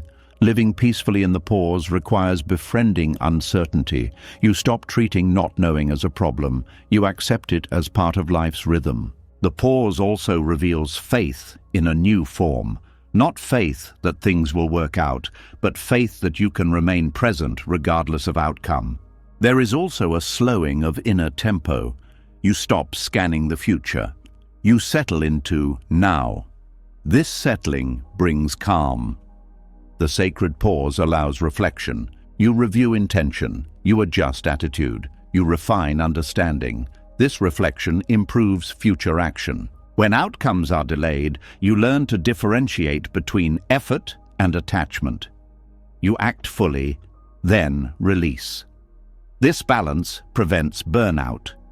The pause also creates space for gratitude. You notice what is already here instead of fixating on what has not arrived. Living peacefully in the gap teaches emotional regulation. You experience anticipation without being consumed by it. This regulation supports mental health. The pause also strengthens discipline. You continue without reward.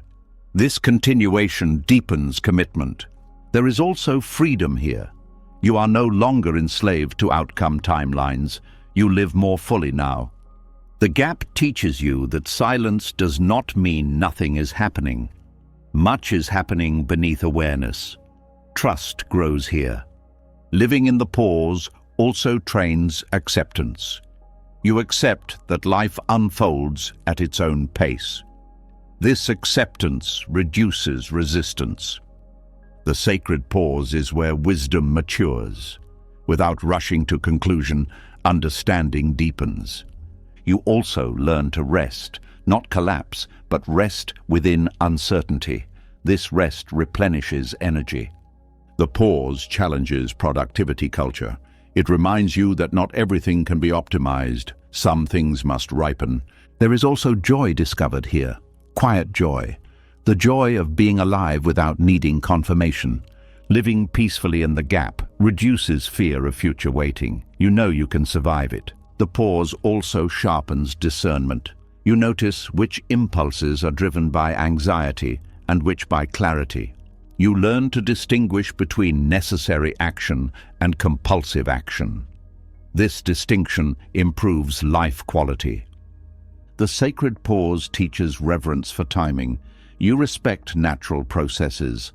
This respect brings harmony. When outcomes finally arrive, you meet them differently, less grasping, more gratitude, more balance. And when outcomes do not arrive as expected, you are not destroyed. You have learned to live fully, even without resolution. The gap becomes familiar. It no longer frightens you.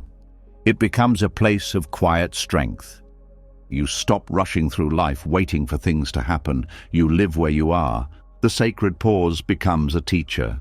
It shows you how much suffering comes from impatience. Living peacefully in this space transforms waiting into living.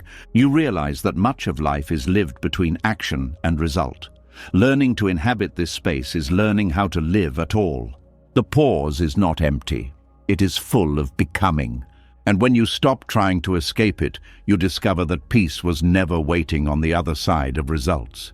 It was available here all along, in the space where you learned to trust without proof. What you've heard is not a lesson about waiting. It is a reminder that movement does not need speed to be real. You've seen how trust grows in silence, how effort continues without witnesses, how confusion can walk beside clarity, how patience protects wisdom, and how growth unfolds even when nothing seems to change. You've learned that slowness is not failure, that struggle is not a flaw, and that stillness can carry more progress than urgency ever could. What moves slowly is still moving forward because it is honest, because it is rooted, because it is not trying to escape the moment it is in. Trust is not loud. It does not rush. It stays. If something in this journey spoke to you, leave a comment with the words, "I am still moving forward," not for anyone else, just as a quiet marker that you heard what you needed to hear today. And if you want more teachings like this, calm, grounded, and meant to stay with you long after the video ends, subscribe to the channel and turn on notifications. Move at your pace, stay with the path. And remember, even now, even here, you are still moving forward.